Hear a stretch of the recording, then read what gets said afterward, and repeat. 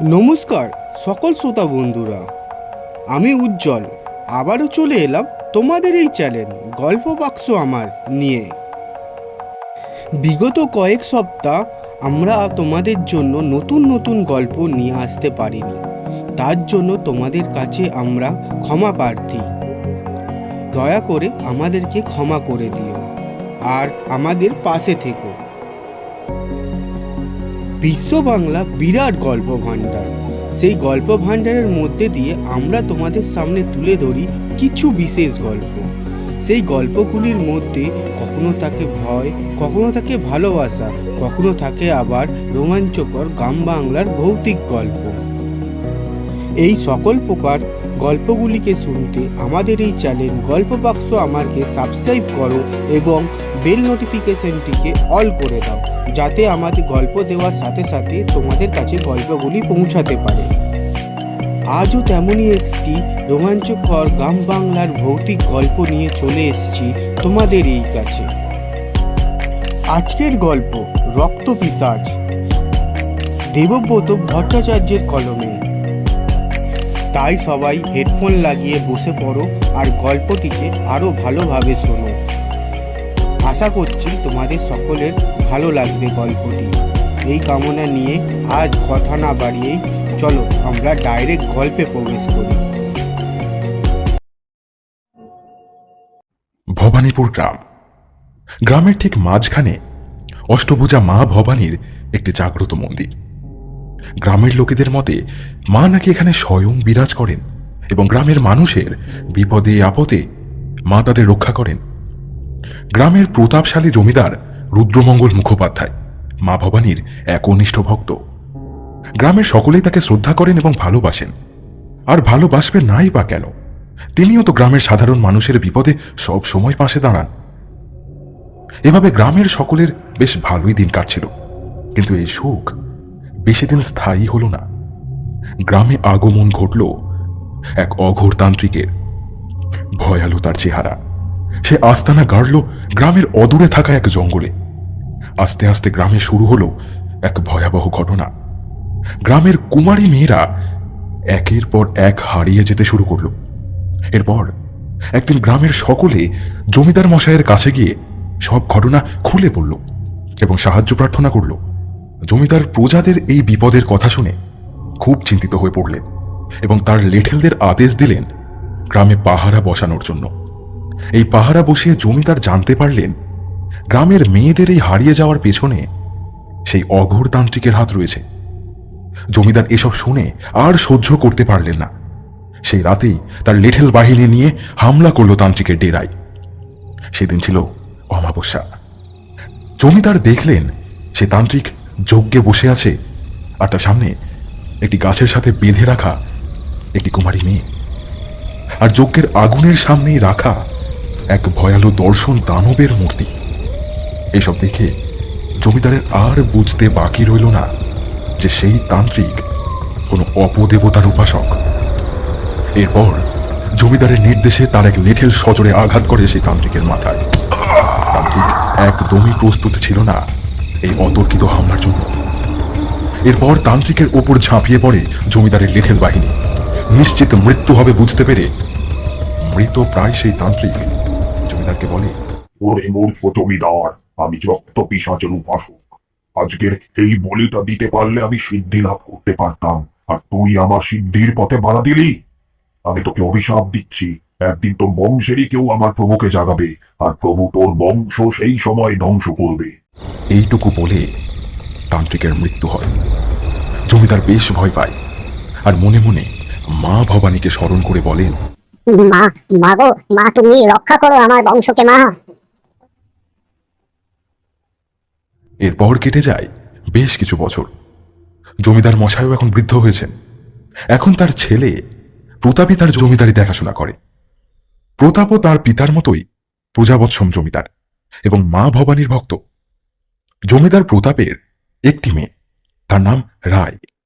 একদিন প্রতাপ এবং তার স্ত্রী বিনোদিনী মা ভবানীর মন্দিরে আসেন মাকে দর্শন করতে।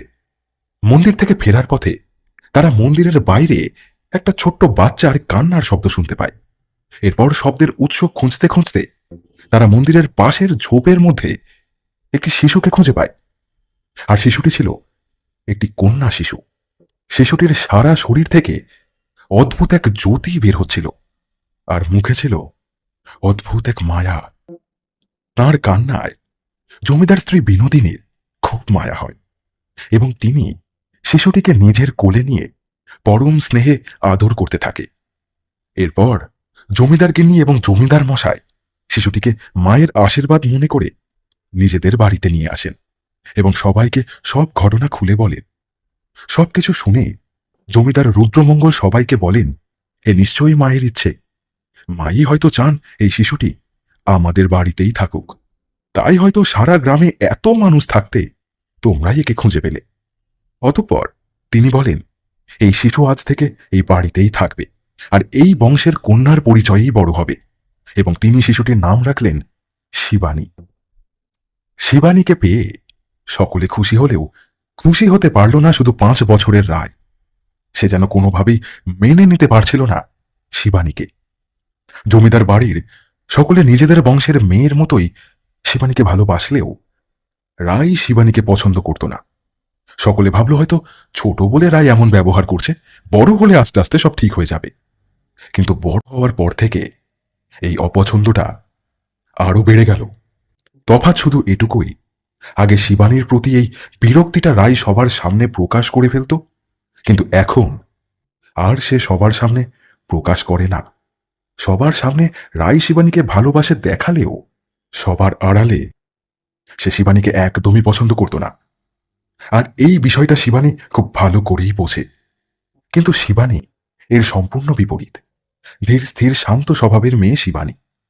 দিদির হাজার বকাবকি, হাজার রাগারাগি শোনার পরেও কি করলে দিদি একটু খুশি হবে, একটু ভালোবাসবে তাকে, সবসময় এই চিন্তাই করতে থাকে সে। এভাবেই দিন কাটতে থাকে। রায় আর শিবানী বড় হতে থাকে। একসময় তাদের পড়াশোনার জন্য গ্রাম থেকে শহরে পাঠানো হয়। একই সঙ্গে একই বাড়িতে থাকতে হয় রায় আর শিবানীকে। খুব বেশি প্রয়োজন না হলে রায় শিবানীর সাথে তেমন কথাই বলে না। দুজনেই পড়াশোনায় খুব ভালো এবং দুজনেই নিজেদের পড়াশোনা নিয়েই ব্যস্ত থাকে। ছোটবেলা থেকেই রায় বই পড়তে খুব ভালোবাসে। যখনই সময় পায় সে বই পড়ে, বিভিন্ন ধরনের বই, কিন্তু তার সব থেকে বেশি ভালো লাগে ভূত, প্রেত, দানব, দানবী আর তন্ত্রমন্ত্র বিষয়ক বই। এসব বিষয় সম্পর্কে তার অনেক জানার আগ্রহ। কলেজে রায়ের সব থেকে ভালো বন্ধু হল রূপম। বন্ধু বললে ভুল হবে, মূলত রায় মনে মনে তাকে ভালোবাসে। নম্র ভদ্র একটা ছেলে রূপম। রূপমও বই পোকা, বই পড়তে সেও খুব ভালোবাসে। মূলত রায় আর রূপমের বন্ধুত্বটা এতটা গভীর হয় এই বই পড়ার জন্যই। কিন্তু তাদের বই পড়ার বিষয়ে ছিল বিস্তর ফারাক। যেখানে রায় তন্ত্রমন্ত্র বিষয়ক বই পড়তে ভালোবাসত, সেখানে রূপম ভালোবাসত বিভিন্ন দেবদেবী সম্পর্কে পড়তে। বিভিন্ন দেবদেবী সম্পর্কে অগাধ জ্ঞান তার। এর মধ্যে কলেজে পুজোর ছুটি শুরু হওয়ার সময় হয়ে গেল। রায়দের গ্রামের বাড়ি মানে ভবানীপুরে খুব ধুমধাম করে দুর্গাপুজো হয়। মা নাকি স্বয়ং আসেন সেখানে পূজা গ্রহণ করতে। এই পুজোর সময় নাকি মায়ের কাছে যে যা চায় মা তাকে তাই দেন। তাই বহু দূর দূরান্ত থেকে নাকি অনেক মানুষ আসে এই পুজোর সময়। রূপম রায়ের মুখে অনেক শুনেছে এই পুজোর কথা, তাই আর না থাকতে পেরে শেষে একদিন রূপম রায়কে বলেই বসলো যে এবার পুজোয় তোর সাথে তোদের গ্রামের বাড়ি যাব। রায় খুব খুশি হলো রূপমের এই কথা শুনে। কলেজে পুজোর ছুটি পড়ে গেল। রায়, রূপম ও শিবানী রওনা দিল তাদের গন্তব্য ভবানীপুরের উদ্দেশ্যে। রায় ও শিবানী স্টেশনে দাঁড়িয়েছিল। রূপমও স্টেশনে চলে এলো। রূপম স্টেশনে এসে দেখল রায় ও তার পাশে আরও একটি মেয়ে দাঁড়িয়ে আছে। রূপম শিবানীকে চেনে না। রায় তার পরিবারের সব কথা রূপমকে বললেও তার যে কোনো ছোট বোন আছে তা সে কখনোই বলেনি রূপমকে। স্টেশনে এসে রূপম এক দৃষ্টিতে তাকিয়ে আছে শিবানীর দিকে। কি অপূর্ব দেখতে তাকে, যেন কোনো দেবী। কি স্নিগ্ধ তার মুখ, কি মায়াবী তার চোখগুলো। একবার তার দিকে তাকালে যেন অন্য আর কোনো দিকে তাকাতে ইচ্ছে করে না। এভাবে কতক্ষণ যে তাকিয়েছিল রূপম শিবানীর দিকে তা সে জানে না। হঠাৎ রায়ের ডাকে তার সম্ভিত ফিরল। কি রে রূপম, আমি তো এখানে, কোন দিকে তাকিয়ে আছিস তুই? সে কখন থেকে রূপম রায়ের প্রশ্নের কোনো উত্তর না দিয়েই উল্টে রায়কে প্রশ্ন করে। এই রাই, বলছি তোর সাথের ওই মেয়েটা কে রে? আগে তো কখনো দেখিনি। এবার রায় কিছুক্ষণ চুপ করে থেকে বলে, ও আচ্ছা, ও তো শিবানী, আমার ছোট বোন। তোর বোন?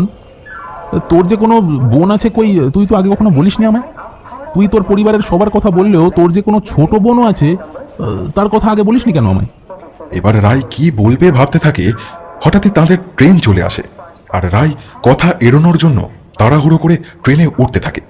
ট্রেনের মধ্যে রায় রূপমের সাথে অনেক কথা বলে, কিন্তু রূপম তার কোনো কথারই তেমন একটা উত্তর না দিয়ে এক দৃষ্টিতে তাকিয়ে থাকে একটু দূরে বসে থাকা শিবানীর দিকে। কিন্তু শিবানীর এসব কোনো দিকে মন নেই।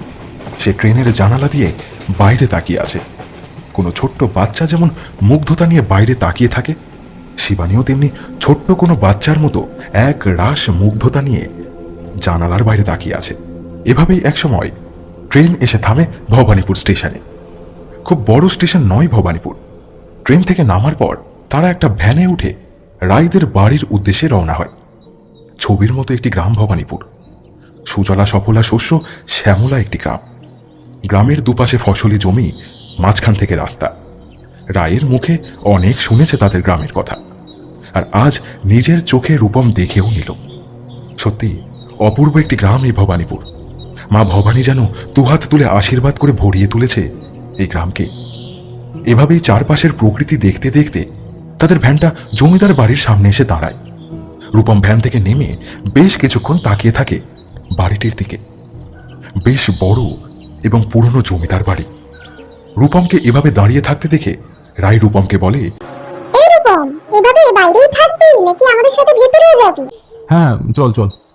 বাড়িতে গিয়ে রায় বাড়ির সবার সাথে রূপমের পরিচয় করিয়ে দেয় আর বলে ও আমাদের গ্রামের পুজো দেখতে এসেছে। পুজোর কটা দিন ও এখানেই আমাদের সাথেই থাকবে। রায়দের বাড়ির সকলে রূপমকে সাদরে গ্রহণ করে। চতুর্থীর দিন রায়রা বাড়িতে আসে। এভাবে পঞ্চমীর দিনও কেটে যায়। এরপর আসে ষষ্ঠী। সারা গ্রামে সজ সাজো রব। সারা গ্রাম মেতে ওঠে পুজোর আনন্দে। ষষ্ঠীর সকালে রায় রূপমের কাছে যায় রূপমকে ডাকতে। রূপম, তুই তৈরি তো? পুজো মণ্ডপে যাবি না? হ্যাঁ রে, আমি তো পুরো রেডি। চল চল, যাও যাক। কিন্তু রাই, বলছি শিবানী কোথায় রে? ওকে তো দেখছি না। রায়ের এবার একটু রাগই হয়। সে বাড়ি আসা থেকে রায় লক্ষ্য করেছে সবকিছুতেই রূপম শিবানীর খোঁজ করছে। রায়কে এভাবে চুপ করে থাকতে দেখে রূপম বলে, কি রে, বল শিবানী কোথায়? ও যাবে না আমাদের সাথে? রায় নিজের রাগটা চেপে মুখে একটা হাসি টেনে উত্তর দেয়, জানি না রে, ও বোধহয় ঘুম থেকে ওঠেনি এখন। ও আচ্ছা, তাহলে তাহলে চল যাওয়া যাক। রায় ও রূপম মণ্ডপের উদ্দেশ্যে রওনা দেয়। পথে রায় রূপমের সাথে অনেক কথা বলার চেষ্টা করে, কিন্তু রূপম রায়ের কোনো কথারই তেমন একটা উত্তর দেয় না। এভাবেই তারা একসময় মণ্ডপে এসে পৌঁছায়। এবার রূপমের অবাক হওয়ার পালা ছিল। মণ্ডপে গিয়ে রূপম দেখে শিবানী অনেকক্ষণ আগেই মণ্ডপে চলে এসেছে এবং পুজোর কাজে সাহায্য করছে। রূপম লক্ষ্য করে মা ভবানীর বিগ্রহের সাথে যেন শিবানীর মুখের অদ্ভুত এক মিল রয়েছে। এরই মধ্যে রায় ও রূপমকে দেখতে পেয়ে শিবানী মন্দির থেকে নেমে রায়দের কাছে এসে বলে, আরে দিদি ভাই, তোমরা চলে এসেছো? সকালে মণ্ডপে আসার সময় আমি তোমাদের ডাকতে গিয়ে দেখি তোমরা ঘুমিয়ে আছো, তাই আমি একাই চলে আসি। এই বলে রূপমের হাত ধরে শিবানী রায়ের সামনে থেকে রূপমকে মণ্ডপের মধ্যে নিয়ে চলে যায়। রূপমও মন্ত্রমুগ্ধের মতো শিবানীর সাথে চলে যায়। আর এই সব দেখে রায় খুব রেগে যায় এবং বাড়ি চলে আসে। শিবানী এই দুদিনের মধ্যে রূপমের সাথে তেমন কথা বলেনি, কিন্তু আজ শিবানী রূপমের সাথে বেশ কথা বলতে থাকে। রূপমকে মা ভবানীর মন্দিরটা ঘুরে ঘুরে দেখাতে থাকে। এভাবে রূপম আর শিবানীর মধ্যে বেশ কিছুক্ষণ কথা হয়। কথা বলতে বলতে রূপম জানতে পারে শিবানীও বিভিন্ন ধর্মগ্রন্থ পড়তে ভালোবাসে। বেদ, পুরাণ ইত্যাদি সম্পর্কে রয়েছে তার অগাধ জ্ঞান। আর শিবানীও বুঝতে পারল যে আজকালের ছেলে হওয়া সত্ত্বেও রূপম বিভিন্ন দেব দেবীর সম্পর্কে অনেক কিছু জানে এবং তার জানার আগ্রহও রয়েছে। দুজনেরই কথা বলার বিষয় প্রায় একই হওয়ায় তাদের মধ্যে বেশ ভালোই গল্প জমে ওঠে। এবার কথা বলতে বলতে শিবানীর হঠাৎ করেই মনে পড়ে যে তার দিদিভাই কোথায়। দিদিভাই তো তাদের সাথে নেই। তারপর রূপম ও শিবানী রায়কে পুরো মণ্ডপে খোঁজে, কিন্তু কোথাও পায় না। অতঃপর তারা দুজনে বাড়ি চলে আসে আর এসে দেখে রায় বাড়িতে নিজের রুমে বসে আছে। এবার রূপম সে রায়কে জিজ্ঞেস করে, এই রাই, কি হয়েছে রে তোর? তুই ওই মণ্ডপ থেকে ওভাবে আমাদের কিছু না বলে বাড়ি চলে আসলি কেন? তুই জানিস আমরা কত চিন্তা করছিলাম সবাই। এদিকে রূপম আর শিবানীকে একসাথে আসতে দেখে রাগে রায়ের শরীর চলে যাচ্ছিল, কিন্তু এই রাগ সে রূপমকে বুঝতে না দিয়ে নিজেকে কিছুটা স্বাভাবিক করে বলল, আরে ও কিছু না, হঠাৎ করে আমার শরীরটা একটু খারাপ লাগছিল, তাই আর তোদের জন্য অপেক্ষা না করে হুট করে এভাবে চলে এসেছিলাম, সরি রে। এবারে রায়ের শরীর খারাপের কথা শুনে শিবানী তার কাছে এসে চিন্তিত মুখে জিজ্ঞাসা করল, এই দিদি ভাই, কি হয়েছে তোর? শরীর কি খুব খারাপ লাগছে? মা বাবাকে ডাকবো? এমনিতেই রায় রেগেছিল, তারপর শিবানীর কথাগুলো আর সহ্য করতে না পেরে রায় বেশ একটু রাগী কণ্ঠে উত্তর দিল। ও শিবানী, প্লিজ তুই এখন এখান থেকে যা। শিবানীর বেশ খারাপ লাগলো আর সে মুখ ভার করে দিদির রুম থেকে বেরিয়ে গেল। এদিকে শিবানীকে এভাবে চলে যেতে দেখে রূপমের বেশ খারাপ লাগলো। সে রায়কে বলল, আচ্ছা রাই, তুই তুই তাহলে একটু বিশ্রাম কর, পরে কথা হবে। এই বলে সেও শিবানীর পিছু পিছু রুম থেকে বেরিয়ে গেল। এদিকে রায় এসব দেখে নিজেকে আর ঠিক রাখতে পারছিল না। সে এমনিতেই শিবানীকে পছন্দ করত না, আর এখন সে ভাবল শিবানীর জন্যই তার রূপম তার থেকে দূরে সরে যাচ্ছে।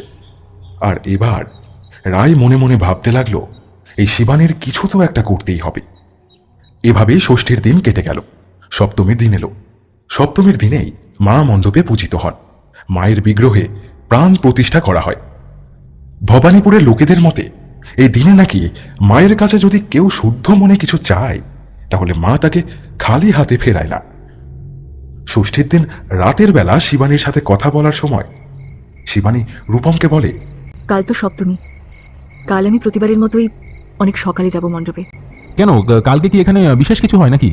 হ্যাঁ, কালকে মায়ের কাছে শুদ্ধ মনে যা চাওয়া হয় মা তাকে তাই দেন। এভাবেই রূপম আর শিবানীর মধ্যে আরও অনেক কথা হয়।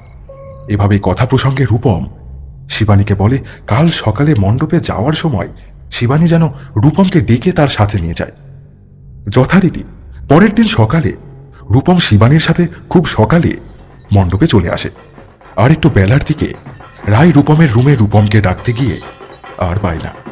উপরন্তু রায় রূপমের খাটের ওপর ছোট্ট একটা চিরকুট পায়, যেখানে লেখা ছিল, আমি শিবানীর সাথে মণ্ডপে চলে গেলাম। তুই কালকে অসুস্থ ছিলিস বলে তোকে আর এত সকালে ঘুম থেকে ডাকলাম না। তুই তোর সময় মতো মণ্ডপে চলে আসিস। এটা দেখে রায়ের রাগ যেন সপ্তমে উঠে যায়।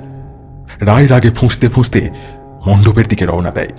কিন্তু রায় তো জানতো না যে আজ তার জন্য মণ্ডপে আরো বড় চমক অপেক্ষা করছিল। মণ্ডপে পৌঁছে রায় দেখে তার পরিবারের সবাই সেখানে চলে গিয়েছে। রূপম ও শিবানীও সেখানে পাশাপাশি দাঁড়িয়ে রয়েছে। মায়ের প্রাণ প্রতিষ্ঠার সময়ও হয়ে এসেছে। তাই রায় মনে মনে অনেক রেগে থাকলেও সবার সামনে রাগ প্রকাশ না করে মায়ের পুজোর দিকে মন দিল। সেদিন পুজোর সময় রায় মায়ের কাছে বলল, মাগো, এই শিবানীর কোনো একটা ব্যবস্থা করো। শিবানীকে আমার আর রূপমের মাঝখান থেকে সরিয়ে দাও মা। গো, সকলের মঙ্গল করো মা। আর রূপম সেদিন মায়ের কাছ থেকে শিবানীকে চেয়ে নিল। মা সেদিন আর কারোর প্রার্থনা শুনেছিলেন কিনা জানি না, কিন্তু মা রূপমের শুদ্ধ মনের এই প্রার্থনা সেদিন কোনোভাবেই ফেরাতে পারেনি। শিবানী সেদিন সবার প্রার্থনার পর সন্ধ্যের পুজোর জন্য মায়ের বরণডালা গোছাচ্ছিল, কিন্তু মায়ের সিঁদুরের কৌটোটা কোথাও খুঁজে পাচ্ছিল না। শিবানীর থেকে একটু দূরেই দাঁড়িয়েছিল রূপম। সে মুগ্ধ চোখে শিবানীকে দেখছিল। হঠাৎ সে লক্ষ্য করল শিবানী কি যেন খুঁজছে। তাই সে শিবানীর কাছে গিয়ে জিজ্ঞেস করল, শিবানী, বলছি কিছু লাগবে তোমার? আমি সাহায্য করবো কিছু? দেখো না রূপম দা, আমি মায়ের পুজোর বরণডালা সাজাচ্ছিলাম, কিন্তু মায়ের সিঁদুর কৌটোটা না কোথাও খুঁজে পাচ্ছি না। ও আচ্ছা আচ্ছা, তুমি বসো, আমি আমি খুঁজে দিচ্ছি। এদিক ওদিক একটু খোঁজার পরেই রূপম দেখতে পেল শিবানীর পেছনেই মায়ের সিঁদুরের কৌটোটা রাখা আছে। আরে এই তো, তোমার পেছনেই তো রাখা ছিল কৌটোটা। এই বলে রূপম শিবানীকে সিঁদুরের কৌটোটা দিতে চায়, আর তখনই ঘটে যায় এমন এক ঘটনা যার কথা কেউ হয়তো ভাবতেই পারেনি। রূপম শিবানীকে সিঁদুরের কৌটোটা দেওয়ার সময় রূপমের হাত ফসকে সিঁদুরের কৌটো থেকে কিছুটা সিঁদুর গিয়ে পড়ে শিবানীর মাথায়। শিবানী ও রূপম কিছুক্ষণ একে অপরের দিকে তাকিয়ে বুঝবার চেষ্টা করে যে কি ঘটে গেল তাদের সাথে। এই দৃশ্য দেখে শিবানীর বাড়ির সবাই দৌড়ে তাদের কাছে চলে আসে। সবাই নীরব হয়ে তাদের দিকে তাকিয়ে কিছুক্ষণ দাঁড়িয়ে থাকে। অতঃপর পরিবেশের নিস্তব্ধতা কাটিয়ে শিবানীর দাদু অর্থাৎ জমিদার রুদ্রমঙ্গল মুখোপাধ্যায় প্রথম কথা বলতে শুরু করলেন। মায়ের মন্দিরে মায়ের ইচ্ছা ছাড়া কিচ্ছু হয় না, আর এই ঘটনার পেছনে নিশ্চয়ই কোনো কারণ আছে, না হলে এমন ঘটনা ঘটতো না। মাই হয়তো চান যে রূপম ও শিবানী একসাথে থাকুক, তাই আজ হয়তো এমন একটা বড় ঘটনা ঘটে গেল কিছুক্ষণের মধ্যে। এই বিষয়ে সিদ্ধান্ত নেওয়ার আমরা কেউ না। আমরা এই বিয়েটা মেনে নিলেও রূপম আর শিবানী যদি এই বিয়েটা মন থেকে মেনে নিতে না পারে, তাহলে ওরা সারা জীবনেও সুখী হতে পারবে না। আর আমি চাই না আমাদের কোনো সিদ্ধান্তের জন্য আমার শিবানী দিদি ভাইয়ের সারাটা জীবন কষ্টে কাটুক। আমি চাই না এই ব্যাপারে কোনো সিদ্ধান্ত ওদের উপর চাপিয়ে দিতে। এই বিষয়টায় ওরা দুজনে যা সিদ্ধান্ত নেবে সেটাই শেষ সিদ্ধান্ত হবে। শিবানীর পরিবারে তার দাদুর কথাই শেষ কথা। তার দাদুর কথার উপর কেউ কখনো কথা বলেনি, আর এবারও এর ব্যতিক্রম ঘটল না। শিবানীর পরিবারের সবাই শিবানী আর রূপমকে জিজ্ঞেস করলো যে তারা কি চায়, এ বিষয়ে তাদের সিদ্ধান্ত কি। প্রথমেই শিবানীর দাদু রূপমকে জিজ্ঞেস করলেন, আচ্ছা রূপম দাদু ভাই, তোমার কি মতামত এই বিষয়ে? তুমি কি চাও? দাদু, আমি এই বিয়েতে রাজি। আমার কোনো আপত্তি নেই এই বিয়েতে। যদিও ঘটনার আকস্মিকতায় সে প্রথমে একটু ঘাবড়েই গিয়েছিল, কারণ মা যে তার ইচ্ছাটা এইভাবে পূরণ করবে তা সেও বুঝতে পারেনি। কিন্তু শেষ পর্যন্ত শিবানীকে নিজের করে পাওয়াটাই তো তার ইচ্ছা ছিল, তাই সে আর অমত করল না এই বিয়েতে। সাদরে বিষয়টাকে গ্রহণ করলো। আচ্ছা দাদু ভাই, তুমি একটু আমার সাথে এসো তো, তোমার সাথে আমার কিছু কথা আছে। আর আমি মনে করি তোমাদের বিয়ের আগেই তোমার এই কথাগুলো জানা প্রয়োজন। এরপর শিবানীর দাদু রূপমকে তার সাথে বাইরে নিয়ে গেল এবং কিভাবে তারা ছোটবেলায় শিবানীকে পেয়েছিল তার সব ঘটনা খুলে বলল। তারপর দাদু জানতে চাইল, দাদু ভাই, এই কথাগুলো জানার পরেও কি তুমি শিবানীকে বিয়ে করতে প্রস্তুত? তুমি যদি এগুলো শোনার পরেও মন থেকে এই বিয়েতে রাজি থাকো, তাহলেই এই বিয়ে হবে। আমরা শিবানীকে নিজেদের বংশের মেয়ের মতো করেই বড় করেছি আর ভালোবাসি, তাই আমি চাই না আমার শিবানী দিদিভাইকে কেউ দয়া করে বিয়ে করুক। এবার তুমি তোমার সিদ্ধান্তের জন্য। শিবানী যে এ বাড়ির মেয়ে নয়, এটা শুনে রূপম প্রথমে বেশ একটু অবাকই হয়, কারণ এ বাড়িতে আসার পর থেকে এক মুহূর্তের জন্যও তার মনে হয়নি যে শিবানী এ বাড়ির মেয়ে নয়। এরপর নিজেকে স্বাভাবিক করে রূপম বলতে শুরু করে, দাদু, আমি এখনও শিবানীকে বিয়ে করতে প্রস্তুত, কিন্তু আমি এই বিয়েটা করে শিবানীর ওপর কোনো দয়া করছি না। এখানে আসার পর থেকে আস্তে আস্তে আমিও শিবানীকে একটু একটু করে ভালোবাসতে শুরু করি আর কি। হ্যাঁ, এটা হয়তো সত্যি যে আমি এত তাড়াতাড়ি শিবানীকে ভালো লাগার কথাটা বা বিয়ের কথাটাও জানাতাম না আপনাদের। আরও কিছুদিন শিবানীকে আরও একটু চিনে জেনে তারপর হয়তো আপনাদের জানাতাম। কিন্তু এখন যখন মা ভবানী এভাবেই আমাদের বিয়েটা দিতে চাইছেন, তখন আমি আর অমত করবো না কোনো রকম। আমি ওর নাম বংশ এগুলো না জেনেই ওকে ভালোবাসতে শুরু করেছি, তাই ও এই বংশের মেয়ে না হলেও আমার কিছু এসে যায় না। আমি শিবানীকে বিয়ে করতে প্রস্তুত। রূপমের কথাগুলো শুনে শিবানীর দাদুর চোখে জল চলে আসে। তিনি চোখের জল মুছে খুশি মনে রূপমকে নিয়ে মণ্ডপে ফিরে আসে। ফিরে এসে দাদু সবাইকে জানান যে রূপম এ বিয়েতে রাজি। এবার শিবানীর দাদু শিবানীর কাছে জিজ্ঞেস করে, দিদিভাই, এই বিষয়ে তোমার মত কি? তুমি কি রূপম দাদুভাইকে বিয়ে করতে রাজি আছো? পরিবারের সবার মতোই শিবানীও কখনো তার দাদুর কথার উপর কথা বলেনি, আর যেখানে মা ভবানী স্বয়ং তার সাথে রূপমের বিয়ে দিতে চান, সেখানে সেই এই বিয়েতে অমত করার কে? পরিবারের সবার সিদ্ধান্তই আমার কাছে শেষ কথা। তোমরা সবাই যদি এই বিয়েতে রাজি থাকো, তাহলে আমিও এই বিয়েতে রাজি আছি। সবাই বুঝতে পারে এ বিয়েতে শিবানীর সম্মতি আছে, তাই সবাই আর সময় নষ্ট না করে খুশি মনে মা ভবানীর সিদ্ধান্তকে মাথা পেতে গ্রহণ করে এবং বিয়ের আয়োজনে লেগে যায়। কিন্তু এত খুশির আড়ালে একজন যে রাগে দুঃখে ফেটে পড়ে চড়ো। কিছু করার প্রস্তুতি নিচ্ছিল তো কেউ ঘুণাক্ষরেও আঁচ করতে পারেনি। হ্যাঁ, আর সে হলো রায়। রায় রাগে ফুঁসতে ফুঁসতে সেখান থেকে বাড়ি ফিরে আসে, কারণ আর যাই হোক চোখের সামনে দাঁড়িয়ে দাঁড়িয়ে এ বিয়ে দেখা তার পক্ষে সম্ভব নয়। রায় বাড়িতে এসে সোজা তার রুমে এসে দরজা লাগিয়ে দেয়। এরপর সে রাগে দুঃখে ক্ষোভে চিৎকার করতে থাকে এবং তার হাতের সামনে যা পায় তাই ভাঙতে শুরু করে।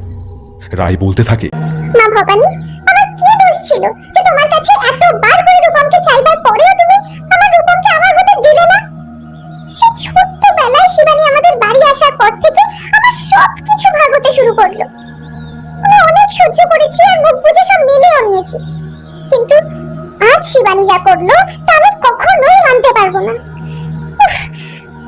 আমি সহ্য করতে পারছি না এসব। এটা বলেই রায় তার সমস্ত বই মেঝেতে ছুঁড়ে ফেলে দেয়। হঠাৎ সে খেয়াল করে তার পায়ের কাছে বেশ পুরনো একটা বই পড়ে রয়েছে, কিন্তু এই বইটা সে কবে কিনেছিল তা ওর মনে পড়ে না। পরে সে ভাবে হয়তো কখনো লাইব্রেরি থেকে বইটা এনেছিল, কিন্তু পড়া হয়নি। এসব ভাবতে ভাবতেই রায় বইটা হাতে তুলে নেয়। সে দেখতে পায় বইটার উপরে বেশ বড় বড় লাল হরফে লেখা আছে পিশাচ সাধনা। সে বেশ অবাক হয়ে বইটা খুলে পড়তে শুরু করে। বইটার 2-1 পৃষ্ঠা পড়ার পরেই রায় বুঝতে পারে বইতে লেখা কথাগুলো যদি সত্যিই হয়, তবে এই মুহূর্তে ঠিক এমন একটা বই তার দরকার। কারণ বইটাই লেখা ছিল, এখানে বর্ণিত বিধিগুলো যথাযথভাবে পালন করা হলে রক্তপিশাচ নামে এক পিশাচ জেগে উঠবে, আর যে ওই পিশাচকে জাগাবে সেই পিশাচ ওই ব্যক্তির সকল মনস্কামনা পূর্ণ করবে। পরিবর্তে পিশাচকে টাটকা বলি উৎসর্গ করতে হবে প্রতি রাতে। কিন্তু বইয়ের শেষে এটাও লেখা ছিল যে পিশাচ যদি কোনো কাজ করতে অসফল হয় বা এই বিধিগুলো যথাযথভাবে পালন না করে, তাহলে পিশাচ উক্ত ব্যক্তিরই হত্যা করবে। এতটা পড়ে রায় বলতে থাকে, আমি শিবানীকে আমার রাস্তা থেকে চিরতরে সরিয়ে আমার রূপমকে নিজের করে পাওয়ার জন্য এই পিশাচকে জাগাবো। তাতে যদি আমার মৃত্যু হয় হোক, কিন্তু আমি আমার রূপমকে পাওয়ার একটা শেষ চেষ্টা করবই। এটা বলে রায় সন্ধ্যার জন্য অপেক্ষা করতে থাকে, কারণ বই অনুসারে সন্ধ্যার সময়ই এই পিশাচকে জাগানোর উপযুক্ত সময়। অপরদিকে আজ সন্ধ্যের লগ্নে রূপম ও শিবানীর বিয়ের সময় ঠিক হয়েছে। একদিকে শিবানী নববধূর বেশে তৈরি হতে থাকে, অপরদিকে রক্তাম্বর পরিধান করে শিবানীকে চিরতরে নিজের রাস্তা থেকে সরানোর জন্য তৈরি হয় রায়। এভাবেই সবার অপেক্ষার অবসান ঘটিয়ে ভবানীপুরের বুকে সন্ধ্যা নামে। যথাসময়ে মা ভবানীর মন্দিরের মায়ের সামনে রূপম ও শিবানীর বিয়ে শুরু হয়। অপরদিকে জমিদার বাড়ির গুপ্ত কুঠুরিতে সবার অলক্ষ্যে রায় মেতে ওঠে সেই অতি ভয়ানক রক্ত পিশাচক জাগিয়ে তোলার সাধনায়। বইয়ের লেখা পদ্ধতি অনুসারে রায় মাটি দিয়ে রক্ত পিশাচের মূর্তি তৈরি করে, আর মূর্তি তৈরির সময় নিজের হাত কেটে 1 ফোঁটা রক্ত সে ওই মাটির তালে ফেলে মূর্তি তৈরি করে। এরপর বইয়ে লেখা পদ্ধতি অনুসারে রায় ওই মূর্তির সামনে যজ্ঞে বসে। এবার একটি নির্দিষ্ট সময় পর রায় রক্ত পিশাচের উদ্দেশ্যে তার প্রথম বলি হিসাবে একটা ছাগলের বলি দেবে বলে ঠিক করে। যথারীতি সে একটি ছাগল হাড়ি কাঠের সাথে আটকে একটা বড় রামদা দিয়ে ছাগলটির ঘাড়ের বরাবর কোপ দেয়, আর সাথে সাথে ধর থেকে ছাগলটির গলা আলাদা হয়ে ফিনকি দিয়ে টাটকা রক্ত বের হতে শুরু করে। সারা ঘরময় সেই রক্ত ছড়িয়ে পড়তে শুরু করে। রায় এবার সেই রক্ত থেকে কিছুটা রক্ত একটি পাত্রে সংগ্রহ করে, আর ওই রক্ত দিয়ে রক্ত পিশাচের মূর্তিকে স্নান করায়। এবার বলি দেওয়া ছাগলটির মাথা রক্ত পিশাচের উদ্দেশ্যে উৎসর্গ করে। অন্যদিকে বাইরে হঠাৎই প্রবল বেগে ঝড় শুরু হয়েছে, আর এই ঝড়ের মধ্যেই শিবানী ও রূপমের বিয়ে চলতে থাকে। এরপর আসে সেই মহেন্দ্রক্ষণ অর্থাৎ সিঁদুর দানের সময়। পুরোহিত মশাইয়ের নির্দেশ মতো রূপম শিবানীর স্মৃতিতে সিঁদুর পরিয়ে দেয়। অপরদিকে একই সময় রায় ও রক্ত পিশাচকে আহ্বানের জন্য যজ্ঞের আগুনে শেষ আহুতি হিসেবে নিজের হাত কেটে রক্তের আহুতি দেয়। বাইরে হঠাৎই ঝড়ের তাণ্ডব যেন আরো বেড়ে যায়, আর এক বিকট হুঙ্কারের শব্দে গোটা জমিদার বাড়ি কেঁপে ওঠে।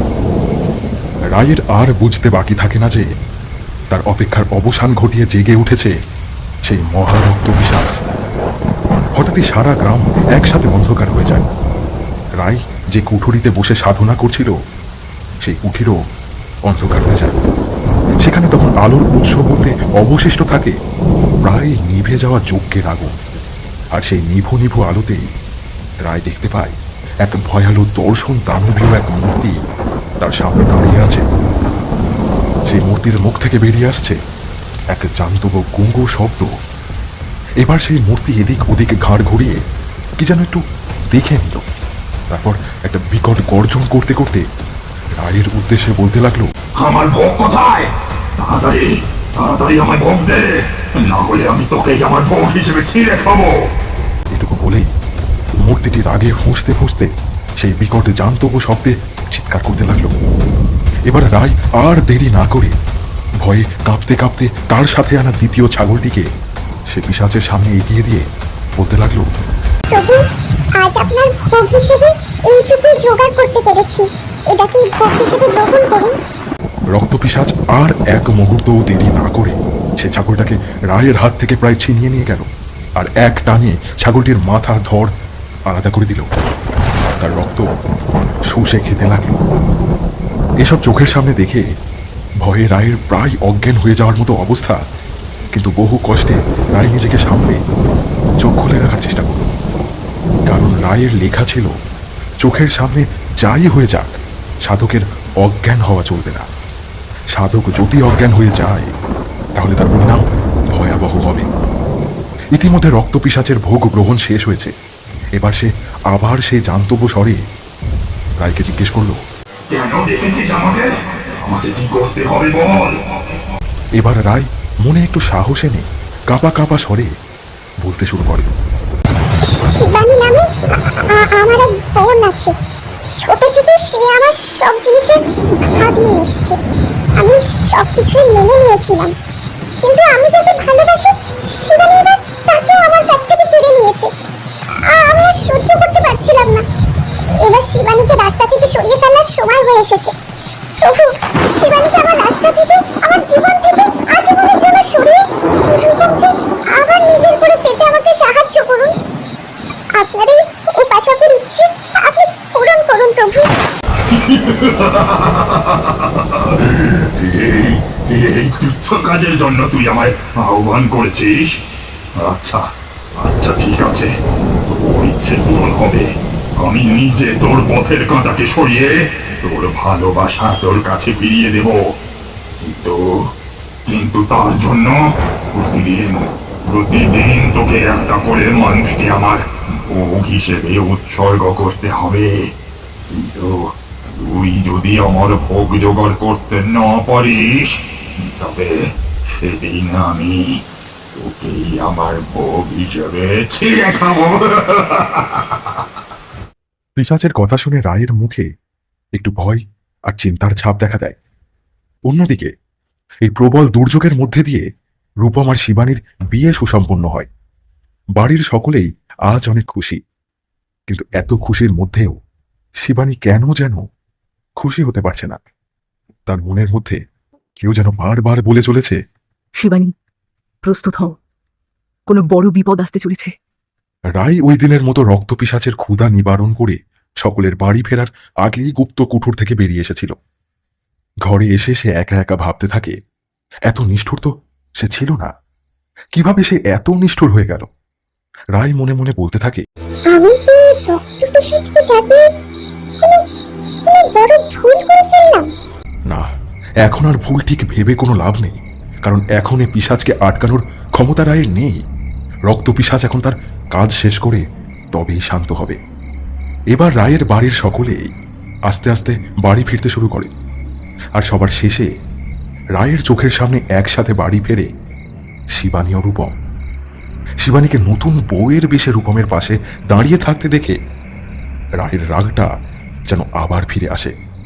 তার চোখ দুটি যেন হঠাৎই লাল হয়ে যায়, আর রায় আবার মনে মনে বলতে থাকে, না, রক্তপিশাচকে জাগিয়ে আমি কোনো ভুল করিনি। যত খুশি হওয়ার হয়নি শিবানী, তোর এই খুশি আর বেশিক্ষণের নয়। খুব শীঘ্রই তুই এ জগৎ ছাড়তে চলেছিস। আর রায়ের মুখে ফুটে উঠতে দেখা যায় এক ক্রূর হাসির রেখা। রায় ও রূপমকে যথারীতি বরণ করে ঘরে ঢোকানো হয় এবং তাদের দুজনকে জমিদার বাড়িতে থাকা মা ভবানীর মন্দিরে নিয়ে যাওয়া হয়। সেখানে পৌঁছে রূপম ও শিবানী একসাথে মায়ের সামনে মাকে প্রণাম করতে থাকে। রূপম মনে মনে বলে, মাগো, আমি তোমার কাছে আমার ইচ্ছের কথা জানিয়েছিলাম, কিন্তু কিন্তু তুমি যে আমার ইচ্ছেটা এভাবে এত শীঘ্রই পূরণ করবে তা আমি স্বপ্নেও ভাবতে পারিনি। মাগো, আশীর্বাদ করো আমায়, আমি আর শিবানী যেন সারা জীবন একে অপরের সাথে সুখে শান্তিতে কাটিয়ে দিতে পারি। মা, তোমার ইচ্ছা আমি মাথা পেতে মেনে নিয়ে এই বিয়েটা করেছি, কিন্তু মা, তোমার ইচ্ছে সব করার পরেও আমার মন কেন এত অশান্ত লাগছে মা? তাহলে মা, সামনে কি কোনো বড় বিপদ আসতে চলেছে? যদি সত্যিই তেমন কিছু হয় তাহলে প্রতিবারের মতো তুমি এই বিপদ থেকে আমাদের রক্ষা করো মা। এবার শিবানী আর রূপমকে বিশ্রামের জন্য শিবানীর ঘরে পাঠানো হয়। বাড়ির সকলেই আজ তাদের একসাথে থাকতে দেখে অনেক খুশি। শুধু খুশি হতে পারছিল না রায়। তাদের একসাথে এভাবে হাসি খুশি থাকতে দেখে রায়ের শরীর যেন রাগে ক্ষোভে জ্বলে পুড়ে শেষ হয়ে যাচ্ছিল। আর সে প্রহর গুনছিল কখন রক্ত পিশাচ তাঁর কাজ শুরু করবে। এভাবেই সেদিন রাত কেটে সকাল হলো। সবাই যে যার কাজে ব্যস্ত হয়ে পড়ল, কিন্তু কেন যেন আজ গ্রামটা একটু বেশি নীরব। মানুষের মাঝে ব্যস্ততা থাকলেও তা যেন অন্য যে কোনো সাধারণ দিনের তুলনায় অনেক কম। বছরের অন্য সময় হলেও না হয় এই বিষয়টাকে মেনে নেওয়া যেত, কিন্তু দুর্গাপুজোর সপ্তমীর দিন এমন অবস্থা যেন মেনে নেওয়া যায় না। পুরো গ্রাম যেন ঝিম ধরে আছে। আর গ্রামের এই পরিবর্তনটা অন্য সবার মতো রায়েরও চোখে পড়ল। তার আর বুঝতে বাকি রইল না এসব কিছুই রক্ত পিশাচের আগমনের ফল। সকলের এই অদ্ভুত অবস্থা হলেও রায় কিন্তু আজ ভীষণ ব্যস্ত, কারণ তাকে তো তার প্রভুর জন্য ভোগের বন্দোবস্ত করতে হবে। আর তাও যে কোনো ভোগ নয়, টাটকা তাজা একটা মানুষের ভোগ দিতে হবে তাকে। রায় এবার তার খুব বিশ্বস্ত কিছু লেঠেলদের সাহায্যে গ্রামের একটি কিশোর বয়সী ছেলেকে ধরে নিয়ে আসে। রায় পরে তার লেঠেলদের মুখে শুনে ছেলেটি নাকি মাঠে খেলা করছিল, আর ঠিক তখনই রায়ের লেঠেলরা তাকে একা পেয়ে পেছন থেকে মাথায় আঘাত করে। ছেলেটি নিমেষেই মাঠে লুটিয়ে পড়ে। তারপর লেঠেলরা ছেলেটিকে ধরে নিয়ে আসে রায়ের কাছে। ছেলেটাকে দেখে রায়ের প্রথমে একটু মায়া লাগলেও পরবর্তীতে আগের রাতের তার প্রভুর বলা কথাগুলো মনে পড়তেই তার মন থেকে সব মায়া মুছে যায়। রায় এবার সবার চোখের আড়ালে ছেলেটিকে নিয়ে সেই গুপ্ত কুঠরিতে বেঁধে রেখে আসে। এভাবেই আস্তে আস্তে ভবানীপুরের বুকে সন্ধ্যা নামে। মা ভবানীর মন্দিরে মায়ের সন্ধ্যা আরতির সময় হয়, তাই গোটা গ্রামের মানুষ একসাথে জড়ো হয় মা ভবানী মন্দিরের প্রাঙ্গণে। সেদিন সকালে সন্দেহের দৃষ্টি এড়াতে রায়ও আসে মায়ের মন্দিরে, কিন্তু সে মন্দিরের সিঁড়িতে পা রাখার সাথে সাথেই তার মনে হয় মন্দিরের সিঁড়ি গনগনে আগুনের মতো গরম। গরমে জ্বলে যেতে থাকে রায়ের পা, যেন কেউ তার পায়ের নিচে আগুন ধরিয়ে দিয়েছে। এবার সে হঠাৎই এক ঝটকায় মন্দিরের নিচে গিয়ে পড়ে। সে অনুভব করে কোনো এক শক্তি যেন তাকে ধাক্কা দিয়ে মন্দির থেকে ফেলে দিল। রায়ের আর বুঝতে বাকি থাকে না যে গত রাতে পিশাচকে আহ্বানের পরেই সে অপবিত্র হয়েছে এবং মন্দিরে প্রবেশের সমস্ত যোগ্যতা সে হারিয়েছে। যাই হোক, রায় এবার সেখান থেকে বাড়ি ফিরে আসে। রায় এবার আগের রাতের মতো রক্তাম্বর পরিধান করে সেই গুপ্ত কুঠুরিতে গিয়ে প্রবেশ করে।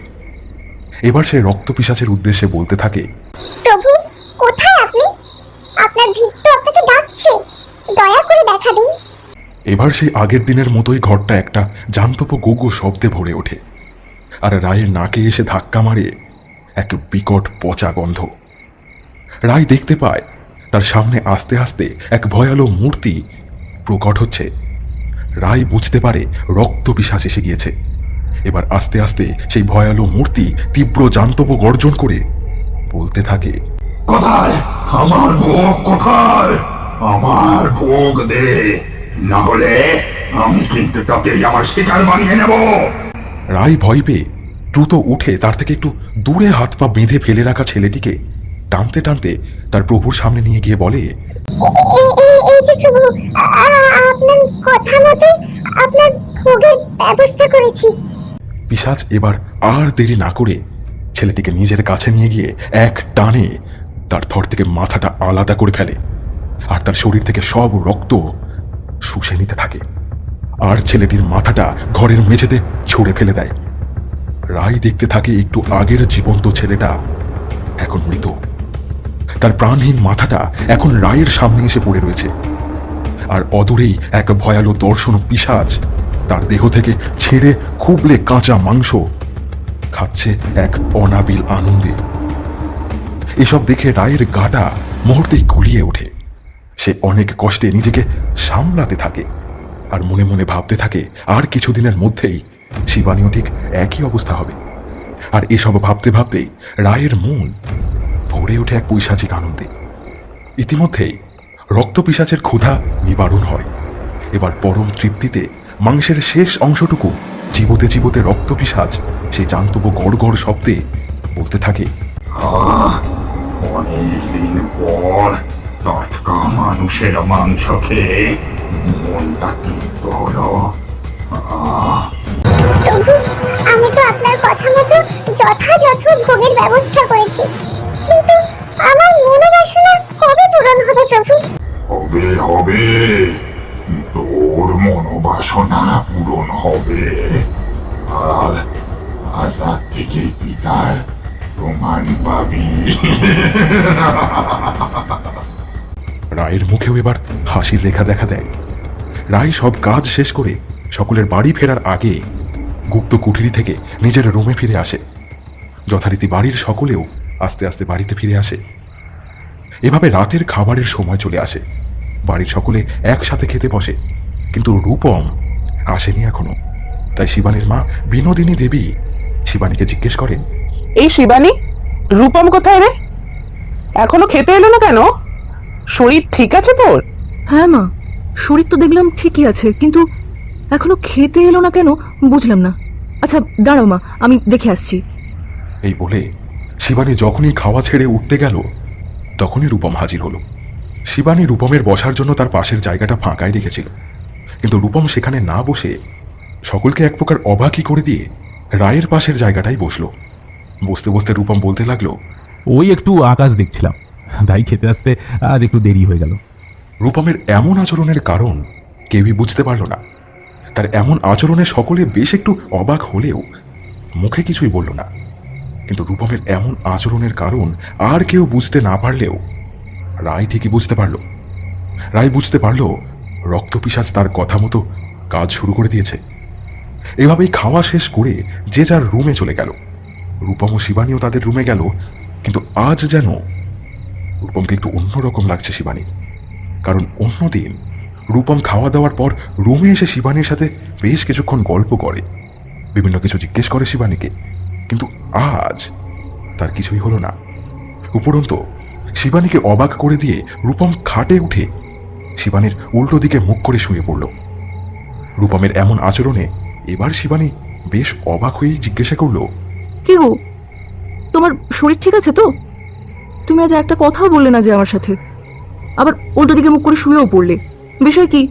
কিন্তু শিবানীর বলা কথাগুলো যে আদেও রূপমের কানে পৌঁছেছে বলে মনে হলো না, কারণ সে একটা কথারও উত্তর দিল না। উপরন্তু রূপমকে দেখে মনে হচ্ছিল ও যেন কোনো ঘোরের মধ্যে বিভোর হয়ে রয়েছে। কি গো, সে কখন থেকে তোমার সাথে বকবক করে যাচ্ছি, কিন্তু তুমি তো আমার একটা কথারও উত্তর দিলে না। বেশ মন খারাপ করেই বলে শিবানী। শিবানীর কথায় হঠাৎই যেন বেশ রেগে যায় রূপম। বেশ একটু ঝাঁঝালো কণ্ঠেই সে উত্তর দেয়, কেন রোজ তোমার সাথে কথা বলতে হবে তার কি কোনো মানে আছে নাকি? আমার ভালো লাগছে না কথা বলতে, তাই বলিনি। এই একটু কি শান্তিতে শুতেও দেবে না নাকি তুমি আমাকে? অদ্ভুত তো।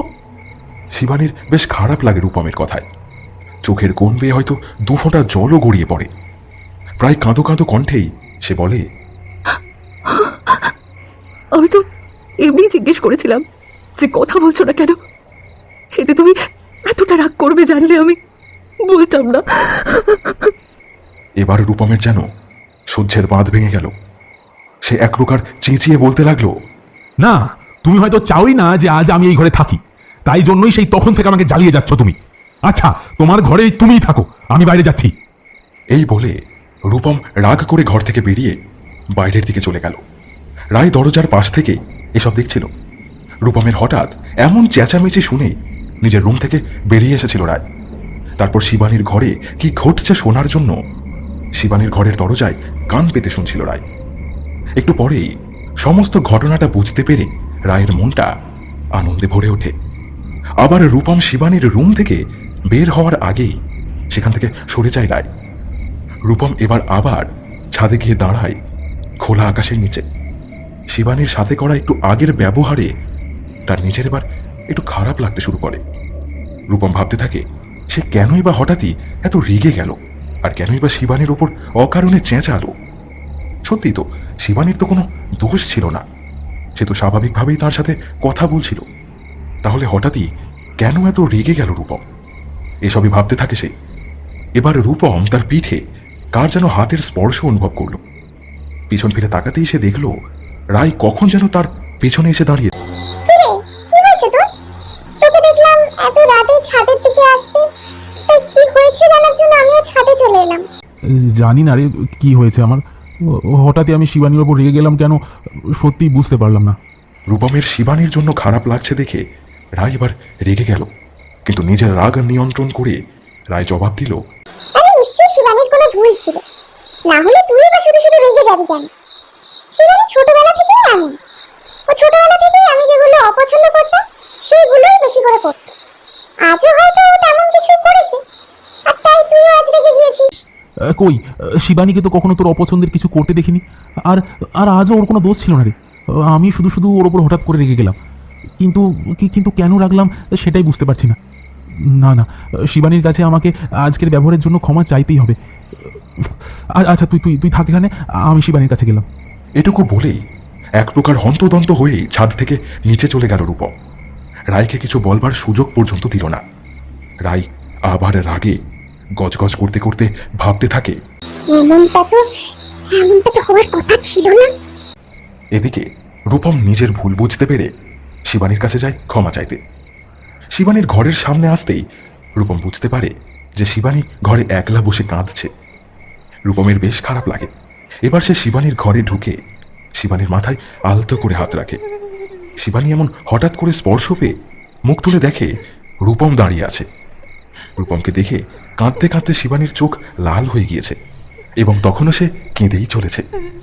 এবার রূপম আলতো হাতে শিবানীর চোখের জল মোছাতে মোছাতে বলে, শিবানী, আমাকে আমাকে ক্ষমা করে দাও তুমি। আমি আমি নিজেও জানি না যে তখন কেনই বা ওইভাবে হঠাৎ রেগে গেলাম তোমার ওপর, আর আর কেনই বা তোমার ওপর চেঁচিয়ে উঠলাম। প্লিজ প্লিজ আমাকে ক্ষমা করে দাও। আরে তোমাকে ক্ষমা চাইতে হবে না। আমি জানি তুমি হয়তো তখন কোনো কিছু নিয়ে বিরক্ত ছিলে, তাই হয়তো ওভাবে কথা বলে ফেলেছো। আমারই ঠিক হয়নি, তুমি উত্তর দিচ্ছ না দেখেও আমি তোমাকে বিরক্ত করছিলাম। না শিবানী, তোমার তোমার আসলেই কোনো দোষ ছিল না। আসলে আসলে কি জানো তো, আমি নিজেই যেন নিজের মধ্যে ছিলাম না। আমি যা করেছি তা কিন্তু ইচ্ছাকৃতভাবে করিনি। আমি জানি যে আমার কথাগুলো হয়তো অসামঞ্জস্যপূর্ণ মনে হচ্ছে, কিন্তু কিন্তু বিশ্বাস করো এগুলো সব সত্যি। হ্যাঁ, আমি তোমার কথা পুরোপুরি বিশ্বাস করছি, কারণ তোমাকে দেখে আমারও স্বাভাবিক লাগেনি। শিবানী ও রূপম এভাবেই নিজেদের মধ্যেকার মান অভিমান মিটিয়ে আবার আগের মতো এক হয়ে যায়। কিন্তু তারা এটা জানতো না যে দরজার আড়াল থেকে কেউ তাদের উপর নজর রাখছে, আর হিংসায় রেগে জ্বলে পুড়ে শেষ হয়ে যাচ্ছে। হ্যাঁ, সে আর কেউ নয়, সে হলো রায়। রাগে গজগজ করতে করতে রায় তার ঘরে গিয়ে দরজা লাগিয়ে দেয়। এভাবেই এক প্রকার জিম ধরা ভাবেই পরের দিনটাও কেটে যায়। ভবানীপুরের বুকে আবার সন্ধ্যা নেমে আসে। রায় আবারও তার বিশ্বস্ত লেঠেলদের সহায়তায় এক মাঝবয়সী লোককে ধরে নিয়ে আসে। আজ একটু আগে আগে এই গুপ্ত কুঠুরিতে যাওয়ার জন্য প্রস্তুত হয়ে বসেছিল রায়, যেন সন্ধে হলেই সে কুঠুরিতে যেতে পারে। যথাসময় সন্ধে হলো, আর রায়ও এক প্রকার হন্তদন্ত হয়েই ছুটে যায় কুঠুরিতে। এবার সে পূর্বের মতো তার প্রভুকে আহ্বান করে। আজ রায় জানে এরপর কি হতে চলেছে। ঠিক তাই হলো। কিছুক্ষণের মধ্যে কুঠুরির বাতাস ভারী হয়ে উঠল এক বিকট আঁশটে গন্ধে, আর আগের দিনগুলোর মতোই শোনা গেল সেই জান্তব ঘর ঘর শব্দ। আর রক্ত পিশাচ কিছু বলার পূর্বেই রায় তার জন্য আনা ভোগ পিশাচকে উৎসর্গ করল। রক্ত পিশাচ এবার আর দেরি না করে প্রবল আক্রোশে এক টানে তার শিকারের ধর থেকে মাথাটা আলাদা করে ছুঁড়ে ফেলে দিল, আর পূর্বের মতোই পরম তৃপ্তিতে লোকটির শরীর থেকে তাজা মাংস খুবলে খুবলে খেতে লাগলো। কিন্তু এসব নিজের চোখের সামনে দেখেও রায় যেন আজ নির্বিকার। এসবের কিছুই যেন তার উপর আর কোনো প্রভাব ফেলছে না। রক্ত পিশাচের খাওয়া শেষ হলে রায় অতি শান্ত কণ্ঠে তার প্রভুর উদ্দেশ্যে বলতে শুরু করে, প্রভু, গতকাল আমি আপনার কথা মতো অপেক্ষা করতে থাকি রূপম আর শিবানীর আলাদা হওয়ার। প্রথম দিকে রূপম শিবানীর মধ্যে একটু মনোমালিন্য দেখা দিল, তা ছিল ক্ষণিকের জন্য, কিছু সময় পর আবার তারা এক হয়ে যায় আগের মতো। এমন তো হওয়ার কথা ছিল না, তবে এমন কেন হলো প্রভু? এখন আমার কাছে আমার পূর্ণ শক্তি নেই।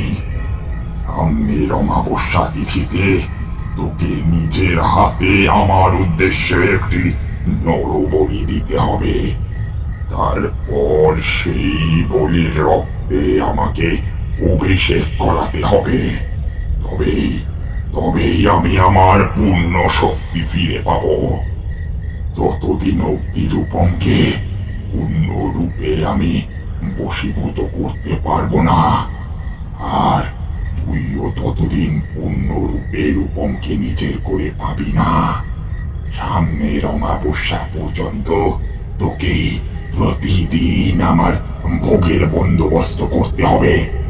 অমাবস্যার পর আমি আমার পূর্ণ শক্তি ফিরে পাবো। তখন আমি নিজেই আমার শিকার খুঁজে নিতে পারবো। এ পর্যন্ত বলে আস্তে আস্তে বাতাসে মিলিয়ে যেতে থাকে পিশাচ। এভাবে একের পর এক দিন কাটতে থাকে। গ্রাম থেকে একের পর এক লোক উধাও হতে থাকে, আর যারা উধাও হয়ে যাচ্ছে তাদের আর কোনো খোঁজ খবর পাওয়া যাচ্ছে না। এবার গ্রামের মানুষেরা একত্রিত হয়ে জমিদার মশাইয়ের কাছে এসে সব ঘটনা খুলে বলে। গ্রামবাসীদের কথা শুনে গভীর ভাঁজ দেখা দেয় জমিদার প্রতাপের ললাটে। তিনি তার কিছু লিঠেলকে গ্রামে পাহারা বসানোর আদেশ দেয়, কিন্তু তাতেও বিশেষ কোনো লাভ হয় না। কারণ এত পাহারার মধ্যেও রায় ঠিকই তার বিশ্বস্ত লেঠেলদের সহায়তায় কাউকে না কাউকে শিকার বানিয়েই ফেলে। এরই মধ্যে গ্রামে আগমন ঘটে এক সাধু বাবার। তিনি গ্রামে প্রবেশের সময় বুঝতে পারেন গ্রামে ভয়ঙ্কর কিছু রয়েছে। যাই হোক, সাধু বাবা ধীরে ধীরে গ্রামটা ঘুরে দেখতে থাকেন, কিন্তু গ্রামের ঠিক মাঝখানে মা ভবানীর মন্দির দেখে তিনি বেশ অবাক হন। এই গ্রামে এমন কিছুর দেখা পাবে তা তিনি স্বপ্নেও ভাবেননি। কারণ যেখানে মা ভবানী স্বয়ং বিরাজিতা, সেখানে অশুভ শক্তি থাকবে এ কথা তো ভাবনারও অতীত।